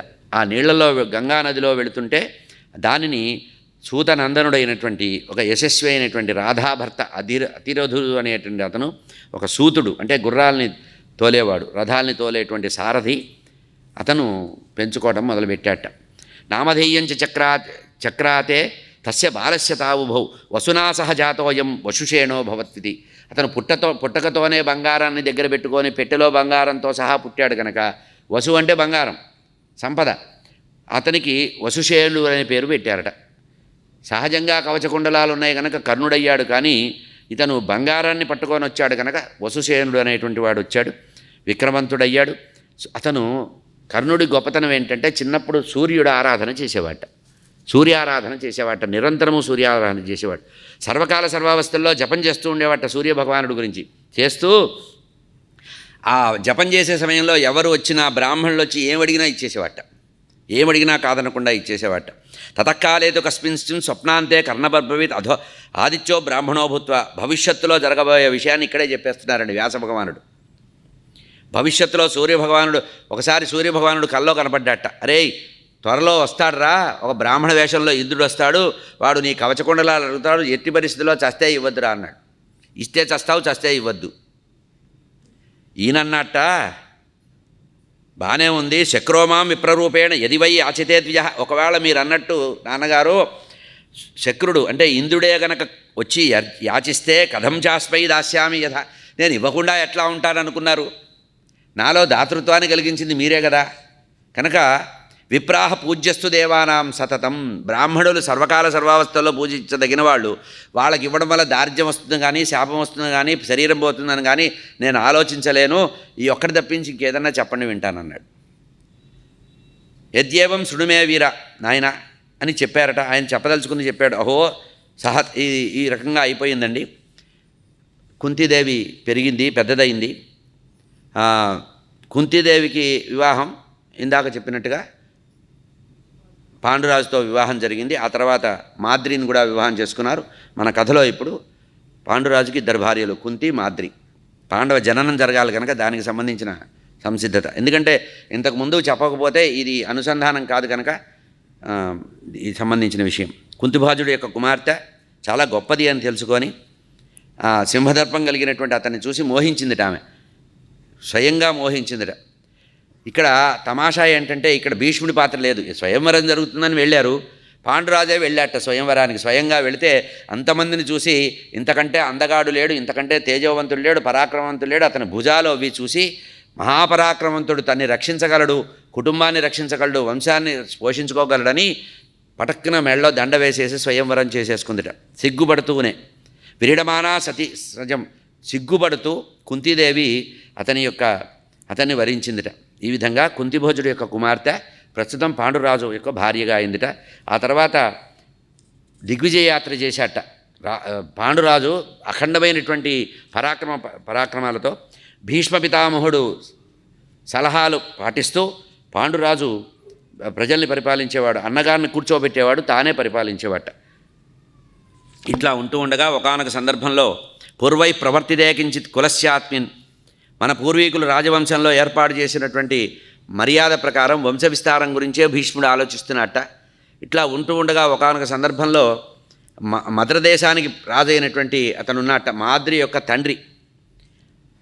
సరే అక్కడ స్వయంవరం జరుగుతుంటే అక్కడికి వెళ్ళాట. అయ్యా నీ కుమార్తెని మా సోదరుడికి ఇచ్చి వివాహం చేయాలి, ఇంతకుముందు కుంతి భార్య ఉంది, ఇప్పుడు వివాహం చేసుకోవాలంటే, అయ్యా నాకు మీ కుటుంబంలో అమ్మాయిని ఇవ్వడం కంటే నాకు గొప్ప అదృష్టం లేదు, కానీ మాకొక రూల్ ఉంది, మా కుటుంబంలో ఒక సదాచారం ఉంది. ఏంటంటే కన్యార్థి అయి వచ్చిన వాళ్ళ దగ్గర శుల్కం తీసుకొని పిల్లనివ్వం. గోవులు, ధనము, బంగారం తీసుకొని అప్పుడు కానీ అమ్మాయిని ఇచ్చే అలవాటు లేదు. ఇది కొంచెం వినడానికి బాధగానే ఉంటుందండి. శ్రూయతే భవతస్వాధ్వి. ఇది పూర్వై ప్రవర్తితం కించిత్ కులస్మిన్ ప్రవర్తతే. ఇది కొంచెం విచిత్రంగా వైపరీత్యంగా ఉన్నా కూడా మా పూర్వీకులు ఏ పద్ధతి ఏర్పాటు చేశారో ఆ శుల్క విధిని నేను కూడా పాటిస్తాను. ఎందుకంటే ఉత్తమం కుటుంబాచారం. అన్నిటికంటే ఏమిటయ్యా ఇట్లా చేస్తున్నాడో మాకు అంతా తెలియదండి, మా పద్ధతి మా కుటుంబాచారం ఇదే అనాలట. మనం అట్లా కాదు, ఎవరు కనబడితే వాళ్ళ ఆచారాల్లోకి వెళ్ళిపోతుంటాం. ఉత్తమం కుటుంబాచారం గుర్తుపెట్టుకోవాలి. పరంపరగా వచ్చినటువంటి కుటుంబ ధర్మాన్ని, కులదైవాన్ని, ఇష్టదైవాన్ని విడిచిపెట్టకుండా పూజించాలి. అట్లాగే కుల గురువులు, మన దక్షిణ భారతదేశంలో ఉండేటువంటి జగద్గురువు ఆమ్నాయ పీఠంలో, శారదా పీఠంలో ఉండేటువంటి జగద్గురువులు మన పూర్వీకుల నుంచి దక్షిణ భారతదేశంలో అందరికీ ఏకైక గురువు దక్షిణామ్నాయ శారదా పీఠ జగద్గురువులు. అట్లా కుటుంబ ధర్మం అనేది ఒకటి ఉంది. నేను కూడా మా కుటుంబ ధర్మాన్ని వదిలిపెట్టలేను. మా పూర్వీకులు ఇట్లా ఉన్నారు. కులధర్మన్నవో వీర ప్రమాణం ప్రమంచత. మా కులధర్మాన్ని క్షమించండి, మా ధర్మం ఇది, మేము దీనికి కట్టుబడి ఉంటామన్నట్ట. ఇవ్వనలేదు కనుక అప్పుడు ఏమన్నట్ట, సరే నీకు కావాల్సిన ధనమే కదా, శల్య సంప్రీత మానస. సరే ఈయన అడిగిన ధనమంతా ఇచ్చేశాడు. ఈ విధంగా మాద్రీదేవికితో వివాహం జరిగింది. కాలం గడుస్తోంది. ఇక్కడే ధృతరాష్ట్ర మహారాజుకు వివాహం చేశాడు భీష్ముడు. తర్వాత పాండురాజుకు వివాహం చేశాడు. విదురుడికి కూడా దగ్గరుండి పెళ్లి చేశాటండి. ఆయన అంత బాధ్యత తీసుకున్నాడు. రరాజ కుంత్యామాద్ర్యాచ పాండు సహవేదచ కర్వేణ మధ్యస్థ శ్రీపాండ. ఈ విధంగా కుంతీదేవిని మాద్రీదేవిని పాండురాజుకి ఇచ్చి వివాహం చేసిన తర్వాత దేవక మహారాజు దగ్గర యవ్వన రూప సంపన్నమైనటువంటి ఒక పరాశర తస్య కామస్య భోగాంస్య నరా విద్యంతి, ఒకానొక కన్యామణి ఉన్నదని తెలుసుకొని ఏమరుపాటు లేకుండా ఆ విదురుడికి ఇచ్చి వివాహం చేశాట. విదురుడికి కూడా వివాహం జరిగింది. భీష్ముడు తన సోదరుల ముగ్గురికి కూడా వివాహం, తన వరసలకి కుమారులైనటువంటి వాళ్ళకి ఆ ముగ్గురికి కూడా వివాహం చేశాడు. ఈ విధంగా ముగ్గురు అయ్యారు. ధృతరాష్ట్రుడికి సంతానోత్పత్తి గురించి వ్యాసభగవానుడు ఇచ్చినటువంటిది అమల్లోకి వచ్చేటువంటి సందర్భం. తతః వైశంపాయనుల వారు జనమేజయ మహారాజుతో చెప్తున్నారు, నాయన తతః పుత్రశతం జిజ్ఞే గాంధార్యా జనమేజయ ధృతరాష్ట్రస్య వైశ్యాయాం ఏకస్యాపి తతాపరః.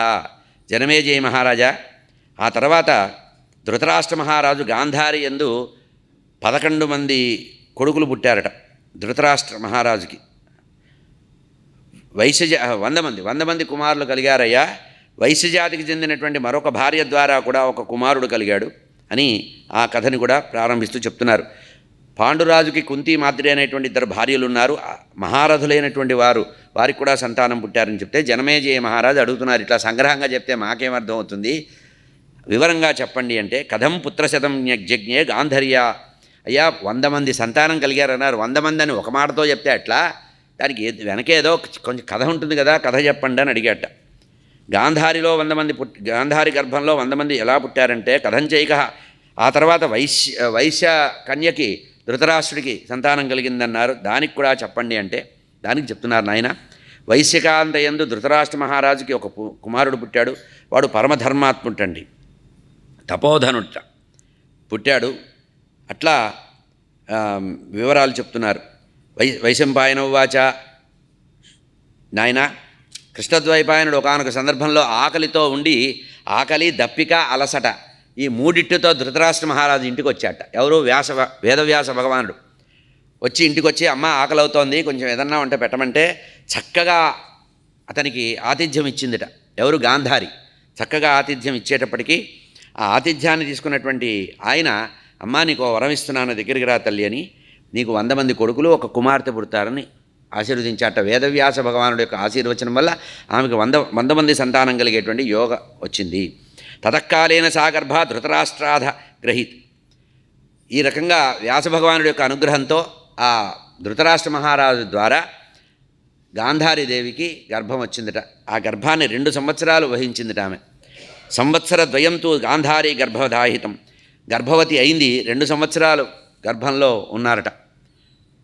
కాన్పు రాలేదట, అప్పటికీ అట్లాగే భరిస్తోందట. ఇంతట్లో కుంతికి సూర్య తేజస్సు కుమారుడు పుట్టాడు అని తెలుసుకుంది ఆమె.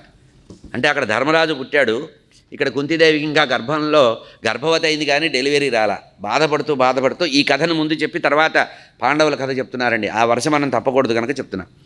ఎప్పుడైతే గాంధారికి కుంతీదేవికి జ్యేష్ఠ కుమారుడు కలిగాడు అని వార్త వచ్చిందిట. వార్త వచ్చేటప్పటికి ఉదారస్యాత్మజం, తన గర్భంలో ఒక్క కొడుకు కూడా పుట్టలేదు, 100 మంది కొడుకులు పుడతారని చెప్పి ఆ వ్యాస భగవానుడు అనుగ్రహించాడు. వ్యాసుడి యొక్క ఇదేం జరిగిందని చెప్పి బాధ కలిగి తన యొక్క ఉదరాన్ని భేదించుకుందిట, తాడించుకుంది, గట్టిగా బాదుకుందిట. 2 సంవత్సరాలు అయినప్పటికి కూడా నాకు సంతానం లేదని చెప్తే అప్పుడు బాగా బాధించుకుంటే ఆ పిండము గర్భస్రావమై మాంసశోణితమైనటువంటి పెద్ద పిండం పడిపోయిందిట. ఈ విషయాన్ని తెలుసుకున్నటువంటి వ్యాస భగవానుడు పరిగెత్తుకుంటూ వచ్చాడమ్మా, ఏం చేశావు, ఇది ఏమిటి అసూయ, ఇంత అసూయతో సంతానాన్ని పొందవలసిన అవసరం ఉందా? సాచాత్మనోమతం సత్యం శశంస పరమర్షయ. తన అభిప్రాయాన్ని చెప్పాట. అప్పుడు గాంధారి అంటోంది, జ్యేష్టం కుంతిసుతం జాతం. అయ్యా ఏం చేయమంటావు, అక్కడేమో కుంతిదేవికి పెద్ద కొడుకు పుట్టాడా, అంతకుముందే నేను గర్భవతినా, నాకు సంతానం కలగలేదా, ఎందుకు ఈ పాడు గర్భం అని చెప్పి బాదుకున్నాను. నాకు పెద్దవాడు పుట్టాలనుకున్నాను, ఎందుకంటే మా ఆయన పెద్దవాడు కదా, పాండురాజు రెండోవాడు, మా ఆయన పెద్దవాడు కదా, వరుస ప్రకారం ఇదే లైన్ రావాలి కదా, లైన్ ఎట్ట తప్పింది అన్నట్టు ఆమె బాధపడిందిట. సూర్య తేజస్సుతో కుంతీదేవికి సమానమైనటువంటి తేజోమూర్తి పుట్టాడన్నారు.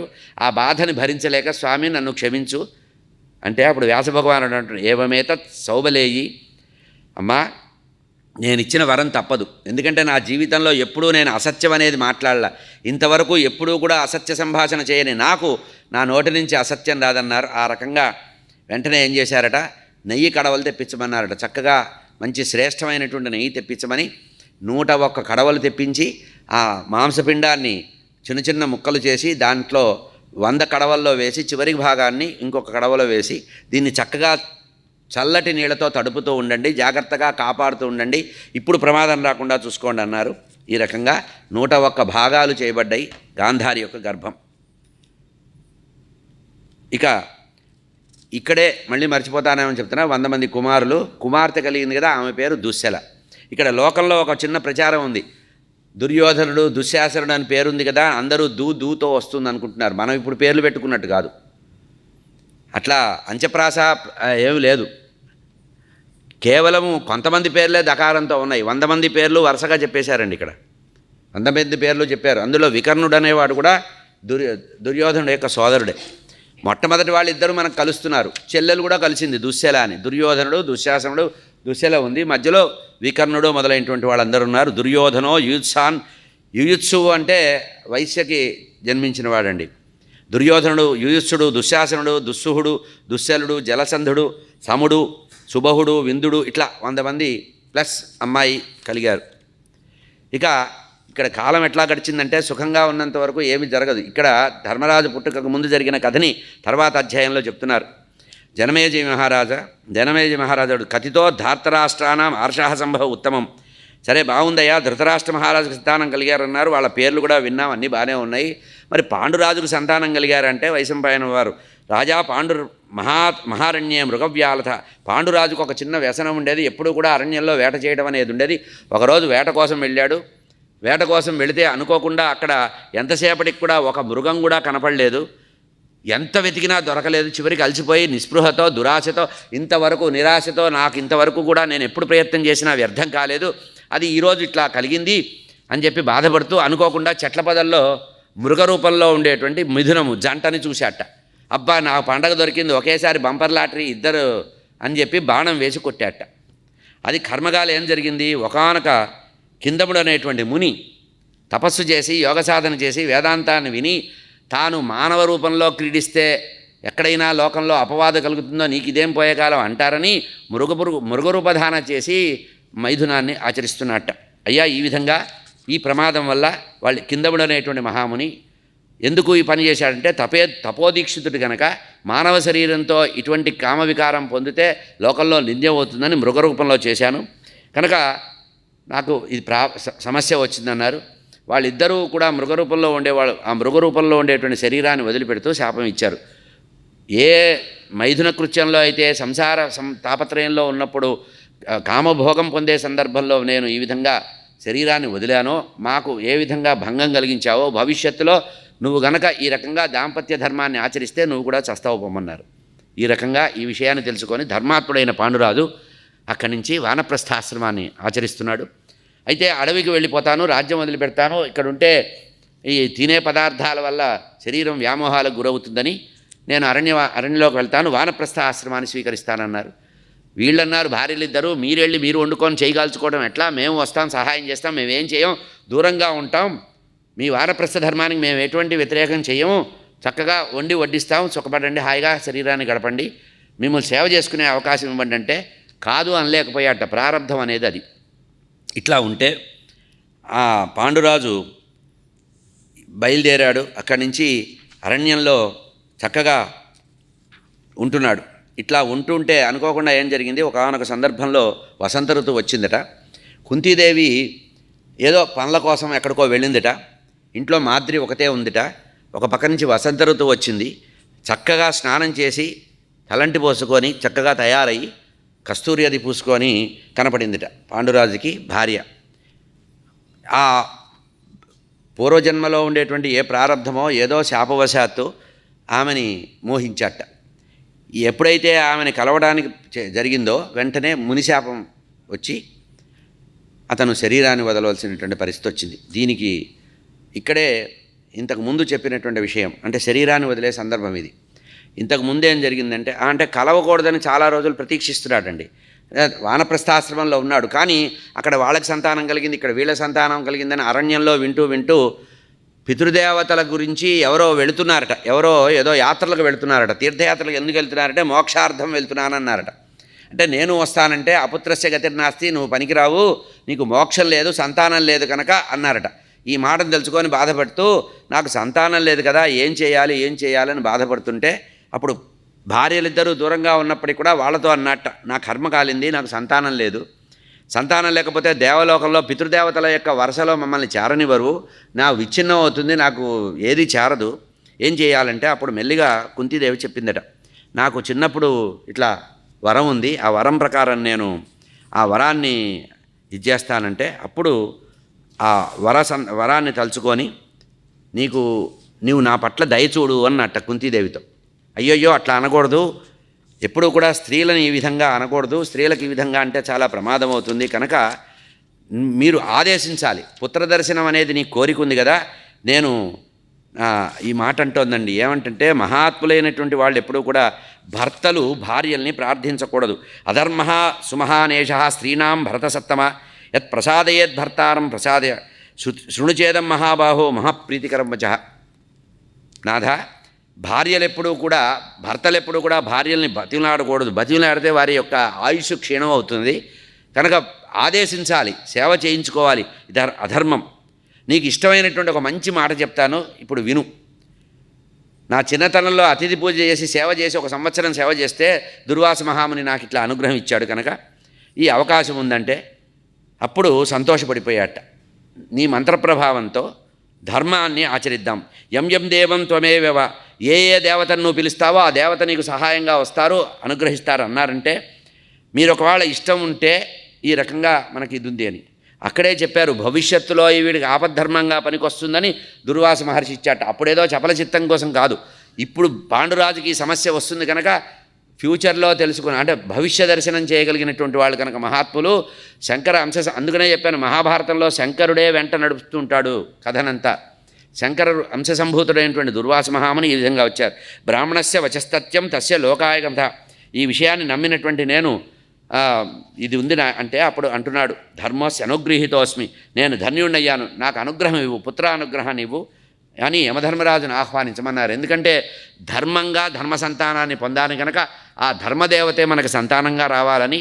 అయితే అప్పుడు అధర్మేణనో ధర్మ, ఎప్పుడు కూడా అధర్మాన్ని ఆచరించకూడదు, పాపం చేసి ఏది పొందకూడదు, కనుక ధర్మ సంతానాన్ని పొందాలి.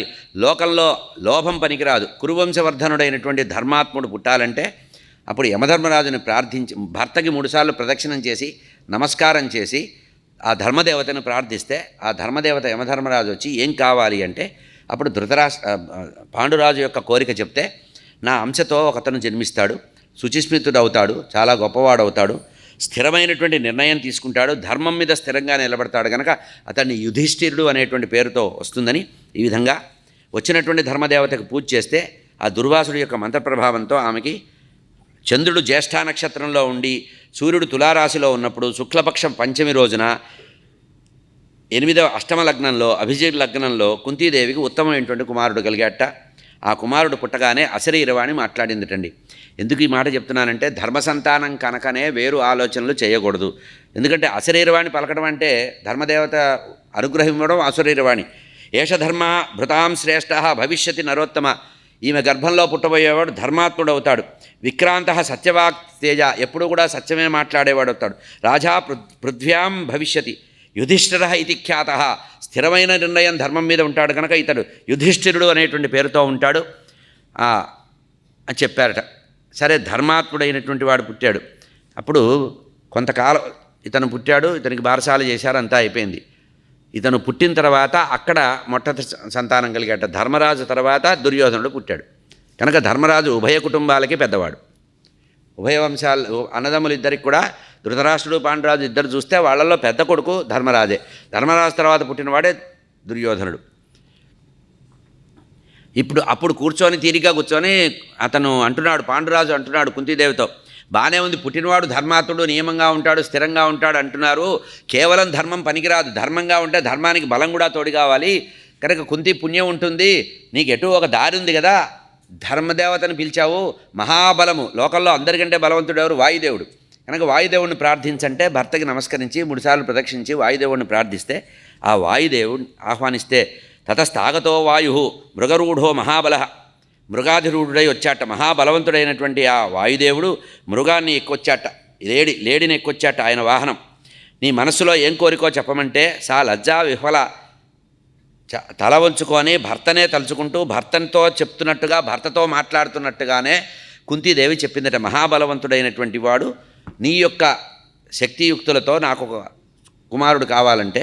అప్పుడు ఆయన చెప్పారట, మహాభయంకరమైనటువంటి పరాక్రమశాలి, మహాబాహువిక్రముడు, భీమ పరాక్రముడు, అంటే గట్టిగా బలీయమైనటువంటి పరాక్రమం గలవాడు నీకు పడతాడు, సంతానంగా పుడతాడు, అతను చాలా శ్రేష్ఠుడవుతాడు. ఈ పాండవ వంశాన్ని గట్టిగా ఎదురు నిలబడి తన యొక్క గదాదండంతో ఆపి నిలబడి ఈ వంశాన్ని రక్షించేవాడు పుడతాడు. ధర్మాత్ముడైనటువంటి ఆ పెద్ద కుమారుడు యొక్క ధర్మాన్ని కాపాడడానికి ఎదురుగా నిలబడి తాను కలగజేసుకుంటానన్నట్ట. అద్భుతమైనటువంటి భీమసేనుడు పుట్టాడు. ఇక్కడ భీముడి యొక్క కేవలము ఇక్కడ జరిగిన ఒక విచిత్రమైన సంఘటన చెప్తున్నారు. భీమసేనుడు పుట్టాట, బలవంతుడు కనుక ఇతను భీముడు అవుతాడని పేరు కూడా వాళ్ళే చెప్పేశారట. అశరీరవాణి చెప్పింది, ఇక్కడ కూడా అశరీరవాణి చెప్పింది. అయిన తర్వాత ఒక పర్వతం దగ్గరికి, పెద్ద లోయకి, పెద్ద ఎత్తు అయిన ప్రదేశానికి వెళ్ళారట. ఎవరు? కుంతీదేవి, మాద్రీదేవి, పాండురాజు. వెళితే ఆ పిల్లవాడిని ఒళ్ళో పెట్టుకుందిట. అనుకోకుండా కాలు జారి వెనక లోయలో పడిందిట, గుంతలో పడిందిట. పడిగేటప్పటికి ఈ పిల్లవాడు ఆ లోయలో పడిపోయాట. మొత్తము పెద్ద పర్వతం మీద పడ్డాట. పడేటప్పటికీ ఆ పర్వతం అంతా కూడా పిండి పిండి పొడి, మైదా పిండిలాగా తయారైపోయిందిట. ఆశ్చర్యపోయారట చూసి. పతతాతేన శతధాశిలాహ, ఆ మొత్తం కొండంతా కూడా 100 ముక్కలైపోయి పొడి పొడి రజులుగా మారిపోయిందిట. ఇది అతని యొక్క పుట్టుకతోనే అతని యొక్క గొప్పదనం. జాతే వృకోదరే పాండు ఇదం యో, వృకోదరుడు అంటే తోడేలు యొక్క శరీరం పొట్టలాగా ఉంటుందిట. అంతేగాని సినిమాలో చూపించినట్టు నల్లగా పెద్దగా ఇంత బొర్రతో తిన్నదే తింటూ ఆకలితో చచ్చిన వేగినట్టు ఉండడు. మహాభారతంలో వృకోదరుడు అని చెప్పారు. సన్నటి నడుము ఉంటుందిట, అందగాట, మహా అందగాట, బంగారు రంగు వర్ణంట, ఆజానుబాహుట, మహాభక్తుట, కృష్ణభక్తుట. మొత్తం భారతంలో ఉండేటువంటి మహాభక్తులలో పాండవులలో అత్యంత భక్తి విశ్వాసాలు కృష్ణ పరమాత్మ పట్ల ఉన్నటువంటి వాడు భీమసేనుట. మహాభారతంలో స్పష్టంగా చెప్పారు, భీమసేనుడు ఎప్పుడూ కూడా కృష్ణ పరమాత్మనే స్మరిస్తూ ఉంటాడు. కృష్ణ పరమాత్మతో స్నేహం అర్జునుడు చేశాడు, కానీ భక్తి మాత్రం భీమసేనుడు చేశాట. వృకోదరుడు. దైవే పురుషకారేచ లోకేయం సంప్రతిష్టతి తత్ర దైవంతో విధిన కాలయుక్తేన లభ్యతే. ఈ విధంగా భగవంతుడి యొక్క అనుగ్రహంతో ఈ విధంగా కలిగాడని చెప్పి అప్పుడు కుంతీదేవితో చెప్పాట పాండురాజు అన్నట్ట, మనకు దైవయోగం చాలా ఉండాలి. మానవుడు ధర్మము దైవము ఉన్న తర్వాత, ధర్మము బలము ఉంటే సరిపోదు, దైవ యోగం కూడా ఉండాలి. కనుక దైవాంశ సంభూతుడైనటువంటి వాడు, దైవయోగం బాగా ఉన్నటువంటి వాడు, పురుష ప్రయత్నం చేస్తూ దైవం మీద నమ్మకం ఉన్నటువంటి దైవాంశ సంభూతుడు నాకు కావాలి సంతానంగా అని కోరుకున్నట్ట. ఇంద్రోహి రాజాదేవానాం ప్రధాన ఇది శృత. ఇట్లా ధర్మము దైవము పురుషకార ప్రయత్నము అన్ని అనుగ్రహాలు ఉండేవాడు ఇంద్రభగవానుడు. కనుక అప్రమేయ బలసంపన్నుడైనటువంటి ఇంద్రుడిని పూజించమంటే అప్పుడు తతః పాండుర్మహారాజా మంత్రయిత్వా మహర్షిభి దిదేశకుంత్య. కొంతమంది ఋషుల్ని అడిగాట, అయ్యా నాకు దైవాంశ సంభూతుడైన వాడు, ధర్మాన్ని నిలబెట్టగలిగిన వాడు, సమర్థుడైన వాడు, సర్వసమర్థుడైన వాడు కావాలి అంటే అప్పుడు ఋషులు చెప్పారట, దేవేంద్రుడిని పూజించవయ్యా, ఆయన అర్చించమంటే ఈసారి దేవేంద్రుడి గురించి తపస్సు చేశారట భార్యాభర్త కలిసి. 1 సంవత్సర కాలం వ్రతం చేస్తే అప్పుడు ఉపదేశించారట. మహాబాహు అనేటువంటి ధర్మాత్ముడైనటువంటి పాండురాజు దేవాదినాథుడైనటువంటి ఇంద్రుడి గురించి ఆరాధిస్తే, ఏకమనస్సుతో ఏకాగ్రతతో అతన్ని సూర్యభగవాన్ని ఆరాధించినట్టుగా ఆరాధిస్తే అప్పుడు ఇంద్రభగవానుడు కొంతకాలం తర్వాత సాక్షాత్కరిస్తే శక్రవాచ పుత్రం తవ ప్రదాస్యామి త్రిషు లోకేషు విద్యతే. ఒక 10 నిమిషాలు అదనంగా తీసుకోవచ్చా? అప్పుడు ఇంద్రుడు అన్నట్ట, మీరు నన్ను పిలిచారు, నా గురించి 1 సంవత్సర కాలం తపస్సు చేశారు, మీకు ముల్లోకాలని జయించగలిగేటువంటి ఏకైక వీరుడు, మహావీరుడు, విజయుడు, అప్రమేయమైనటువంటి పరాక్రమం కలవాడు. అంతేకాకుండా బ్రాహ్మణానాం గవాంచైవ సృహాం, బ్రాహ్మణులు, గోవులు, మిత్రులు వీళ్ళందరి యొక్క కోరికలను తీర్చేవాడు, దుర్మార్గులకి శోక కారణమైన వాడు, ధర్మాత్ముల్ని రక్షించేవాడు, శత్రువుల్ని జయించేవాడు నీ కుమారుడుగా కలుగుతాడు అని ఈ విధంగా అనుగ్రహం చేశాట ఇంద్రభగవానుడు. ఇత్యుక్త కౌరవ రాజా వాసుదేవ వాసవేన మహాత్మన. ఈ విధంగా ఇంద్రుడు వరమిచ్చి అక్కడి నుంచి బయలుదేరాట. అక్కడ కుంతీదేవికి మూడవ సంతానంగా మొట్టమొదట యుధిష్ఠిరుడు అంటే ధర్మరాజు, రెండు వాయునంది అంటే ధర్మదేవత యొక్క అనుగ్రహంతో ధర్మరాజు, వాయుదేవుడి యొక్క అనుగ్రహంతో భీముడు, దేవతలకు అధిపైనటువంటి దేవరాజు అయినటువంటి ఇంద్రభగవానుడి యొక్క అనుగ్రహంతో ఇక్కడ అర్జునుడు పుట్టారట. దేవేంద్రుడు ఈ విధంగా ముగ్గురు సంతానం కలిగారు. పుత్రం జనయ శుశ్రూషణ ధామ క్షత్రియ తేజ. ఈ విధంగా ముగ్గురు పిల్లల్ని చూసి చాలా సంతోషపడుతున్నట్ట. వైశంపాయనుల వారు చెప్తున్నారు జనమేజ మహారాజుకి, ఏవముక్తా తతశక్రం అజుహావ. పుట్టాడు ఇక్కడ, ఈయన ఎక్కడ పుట్టాడని ఈ అర్జునుడి యొక్క జాతకం చెప్తున్నారు. ఉత్తర ఫల్గుణీ నక్షత్రం, ఉత్తర ఫల్గుణ్యాంతు పూర్వాభద్రాం ఫల్గుణీభ్యాం తతోదివా జాతస్థు ఫల్గుణే మాసే తేనాసౌ ఫాల్గుణస్మృత. వచ్చే నెలేనండి ఫాల్గుణ మాసం. ఫాల్గుణ మాసంలో పూర్వ ఫల్గుణి ఉత్తర ఫల్గుణి నక్షత్రాల సంధికాలంలో పగలు అర్జునుడు జన్మించాట. అందుకని అతన్ని ఫల్గుణుడు అని పిలిచారు. ఫల్గుణి ఉత్తర ఫల్గుణి పూర్వ ఫల్గుణి మధ్యలో పుట్టాడు కనుక పూర్వోత్తర ఫల్గుణులకు మధ్యవాడు కనుక ఫాల్గుణుడు అనేటువంటి పేరుతో. జాతమాత్రే కుమారేతు వాగువాచ శరీరిన మహాగంభీరవా. ఈ పుట్టగానే పిల్లవాడు తల్లి గర్భంలో నుంచి పుట్టగానే శృణ్వతాం సర్వభూతానాం తేషాం చ. అయ్యా అందరూ వినండి, అర్జునుడు జన్మించే సమయంలో విశాలమైనటువంటి గంభీరనాదంతో అశరీరవాణి ప్రతిధ్వనిస్తూ ఆశ్రమవాసులైనటువంటి సమస్తమైనటువంటి ఋషులు వింటూ ఉండగా కుంతీదేవికి విస్పష్టంగా, కుంతీదేవి కూడా వినపడేటట్టుగా ఈ పుట్టబోయేవాడు కార్తవీర్య సమహ, కార్తవీర్యార్జునుడంత బలవంతుడు. కుంతి శివతులస్య పరాక్రమ, శివపరాక్రమం, శంకరుడు వంటి పరాక్రముడు. అంటే భవిష్యత్తులో శంకరుడితో పోటీపడి యుద్ధం చేస్తాడు, పాశుపతాస్త్రం తీసుకుంటాడు అన్నట్టుగా ఈ కుమారుడు కుంతీదేవి యొక్క కుమారుడు కార్తవీర్యార్జునుడు అంత బలవంతుడు, శంకరుల వంటి పరాక్రమ సంపన్నుడు, ఇంద్రుడు వంటి జయం కొద్దిలివాడు, లోకంలో అతికీర్తిమంతుడు పుడతాడు. విష్ణుమూర్తి ఎట్లా అదితిదేవి గర్భంలో పుట్టాడో నరనారాయణ అంశలో నరాంశతో ఈయన పుడతాడు. ఏష మాద్రాన్ వసే. ఇట్లా ఈ విధంగా ఆశీర్వదించారట. ఇట్లా ఉంటూ ఉండగా ఈయన ఎన్నో రాజ్యాలను జయిస్తాడు, కురులక్ష్మిని కౌరవలక్ష్మిని కాపాడుతాడు అనేటువంటి విషయం చెప్పాడు. ఇట్లా ఉంటూ ఉండగా ఈమె పాపం బికమోహం వేసుకొని కూర్చుంటారు మాద్రీదేవి. క్షత్రియులకు ఒక నియమం ఉంది, సొంతగా కోరుకునేటప్పుడు 3 కంటే వరాలు కోరకూడదు. కానీ భార్యలు ఇద్దరు కనుక ఈ 3కి బోనస్ కూడా చేర్చుకోవాలనుకున్నాడు. అప్పుడు కుంతీదేవిని ప్రార్థించాడు. ఏమని, నీకు పుణ్యం ఉంటుంది, నీకైతే నువ్వు పుత్రవతి అయ్యావు, నీ వల్ల నా వంశం విస్తారం అవుతుంది, ఒకళ్ళకి 3 అనుగ్రహించావు, 3 రకాల వాళ్ళు ఉన్నారు, ఈసారి ఒకే వరం కోరతా. ఇప్పుడు ఇంకా మల్టిపుల్ లేదు, ఒక్కటే. ఎందుకంటే భార్య రెండవ భార్య కనుక వర్తాన్ కుంతీపుత్రేషు జాతేషు ధృతరాష్ట్ర అజితేజ మద్రాసుత పాండు.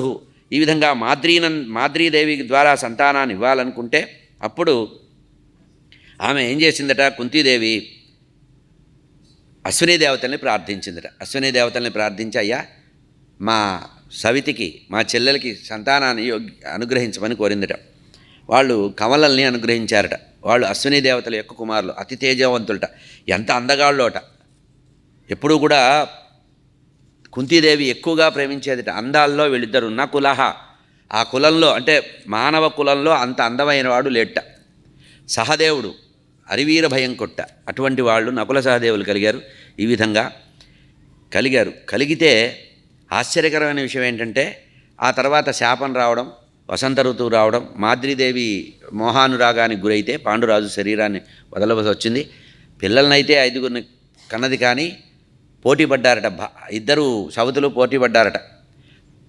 నా కారణంగా మోహం పొంది అతను శాపాన్ని ఉన్నప్పటికి కూడా, ఆ శాపం తెలిసినప్పటికి కూడా అతను శరీరం వదిలాడు కనుక నేను అతనితో పాటు వెళ్ళిపోతాను, సహగమనం చేస్తానని.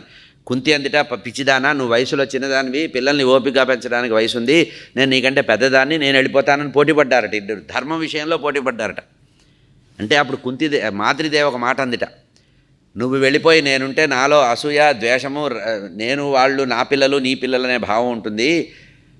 నువ్వైతే ఈ వైరభావం లేకుండా సమదృష్టితో ఉండగలవు, పిల్లల్ని సమదృష్టితో పెంచవలసింది కనుక నువ్వు గనక, నీకు ఓర్పు చాలా ఎక్కువగా ఉంది కనుక, భగవంతుడి యొక్క అనుగ్రహం చాలా ఉంది కనుక, నువ్వు కృష్ణ పరమాత్మ యొక్క అనుగ్రహం కూడా ఉంది కనుక నువ్వు ఉండిపో, నేను వెళ్ళిపోతానని ఈ విధంగా భర్తతో పాటు సహగమనం చేయడానికి నిర్ణయించుకున్నారట. ఈ ఋషులందరూ కూడా ఈ పిల్లలు 5గురు కుంతీదేవిని తీసుకొని ఆ పాండురాజు మాద్రి ఇద్దరి యొక్క శల్యాలు అంటే వారి యొక్క శరీరాన్నే తీసుకెళ్ళినట్టుగా చెప్పారు. వీళ్ళు సాక్ష్యానికి వెళ్ళారటండి. అంటే మంచివాళ్ళు మంచి పని చేస్తుంటే ధర్మానికి సాక్ష్యం ఇస్తారు.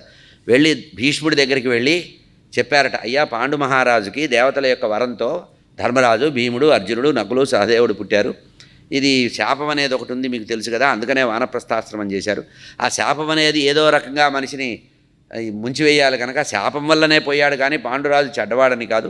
వీళ్ళు పాండురాజు యొక్క కుమారులే, మీ వంశ వారసులు అని చెప్పి ఆ భీష్మ పితామహుడికి చెబితే ఆ భీష్మ పితామహుడు ఆ పిల్లల్ని ఆదరించాట. లోకంలో అందరూ కూడా పాండురాజు కుమారులే పాండవులు, పంచపాండవులు పాండురాజు యొక్క కుమారులే అనేటువంటి విషయాన్ని నమ్మారట. లోకంలో దీనికి చాలా ఖ్యాతి కలిగిందన్నారు. ఆ తర్వాత భీష్మ పితామహుడు కృపాచార్యుల వారిని గురువుగా చేసి కృపాచార్యుల వారిని అస్త్ర గురువుగా చేశారు. ఆ తర్వాత ద్రోణాచార్యుల వారిని గురువుగా చేశారు. పిల్లలు బాగా చదువుతున్నారు, వివాహ వయస్సు వచ్చింది. రేపు మనం ద్రౌపదీ పరిణయం చేయాలి. స్వస్తి ప్రజాభ్య పరిపాలయంతాం న్యాయేన మార్గేణ మహిమహీషా గోబ్రాహ్మణేభ్య శుభమస్తు నిత్యం. లోకాః సమస్తాః సుఖినో భవంతు. కాలే వర్షతు పర్జన్యః పృథివీ సస్యశాలిని దేశోయం క్షోభరహితః. బ్రాహ్మణాः సంతు నిర్భయా అపుత్రాः పుత్రిణः సంతు పుత్రిణः సంతు పౌత్రిణः అధనాः సధనాः సంతు జీవంతు శరదాం శతం. మంగళం కోసలేంద్రాయ మహనీయ గుణాబ్ధయే చక్రవర్తి తనూజాయ సార్వభౌమాయ మంగళం.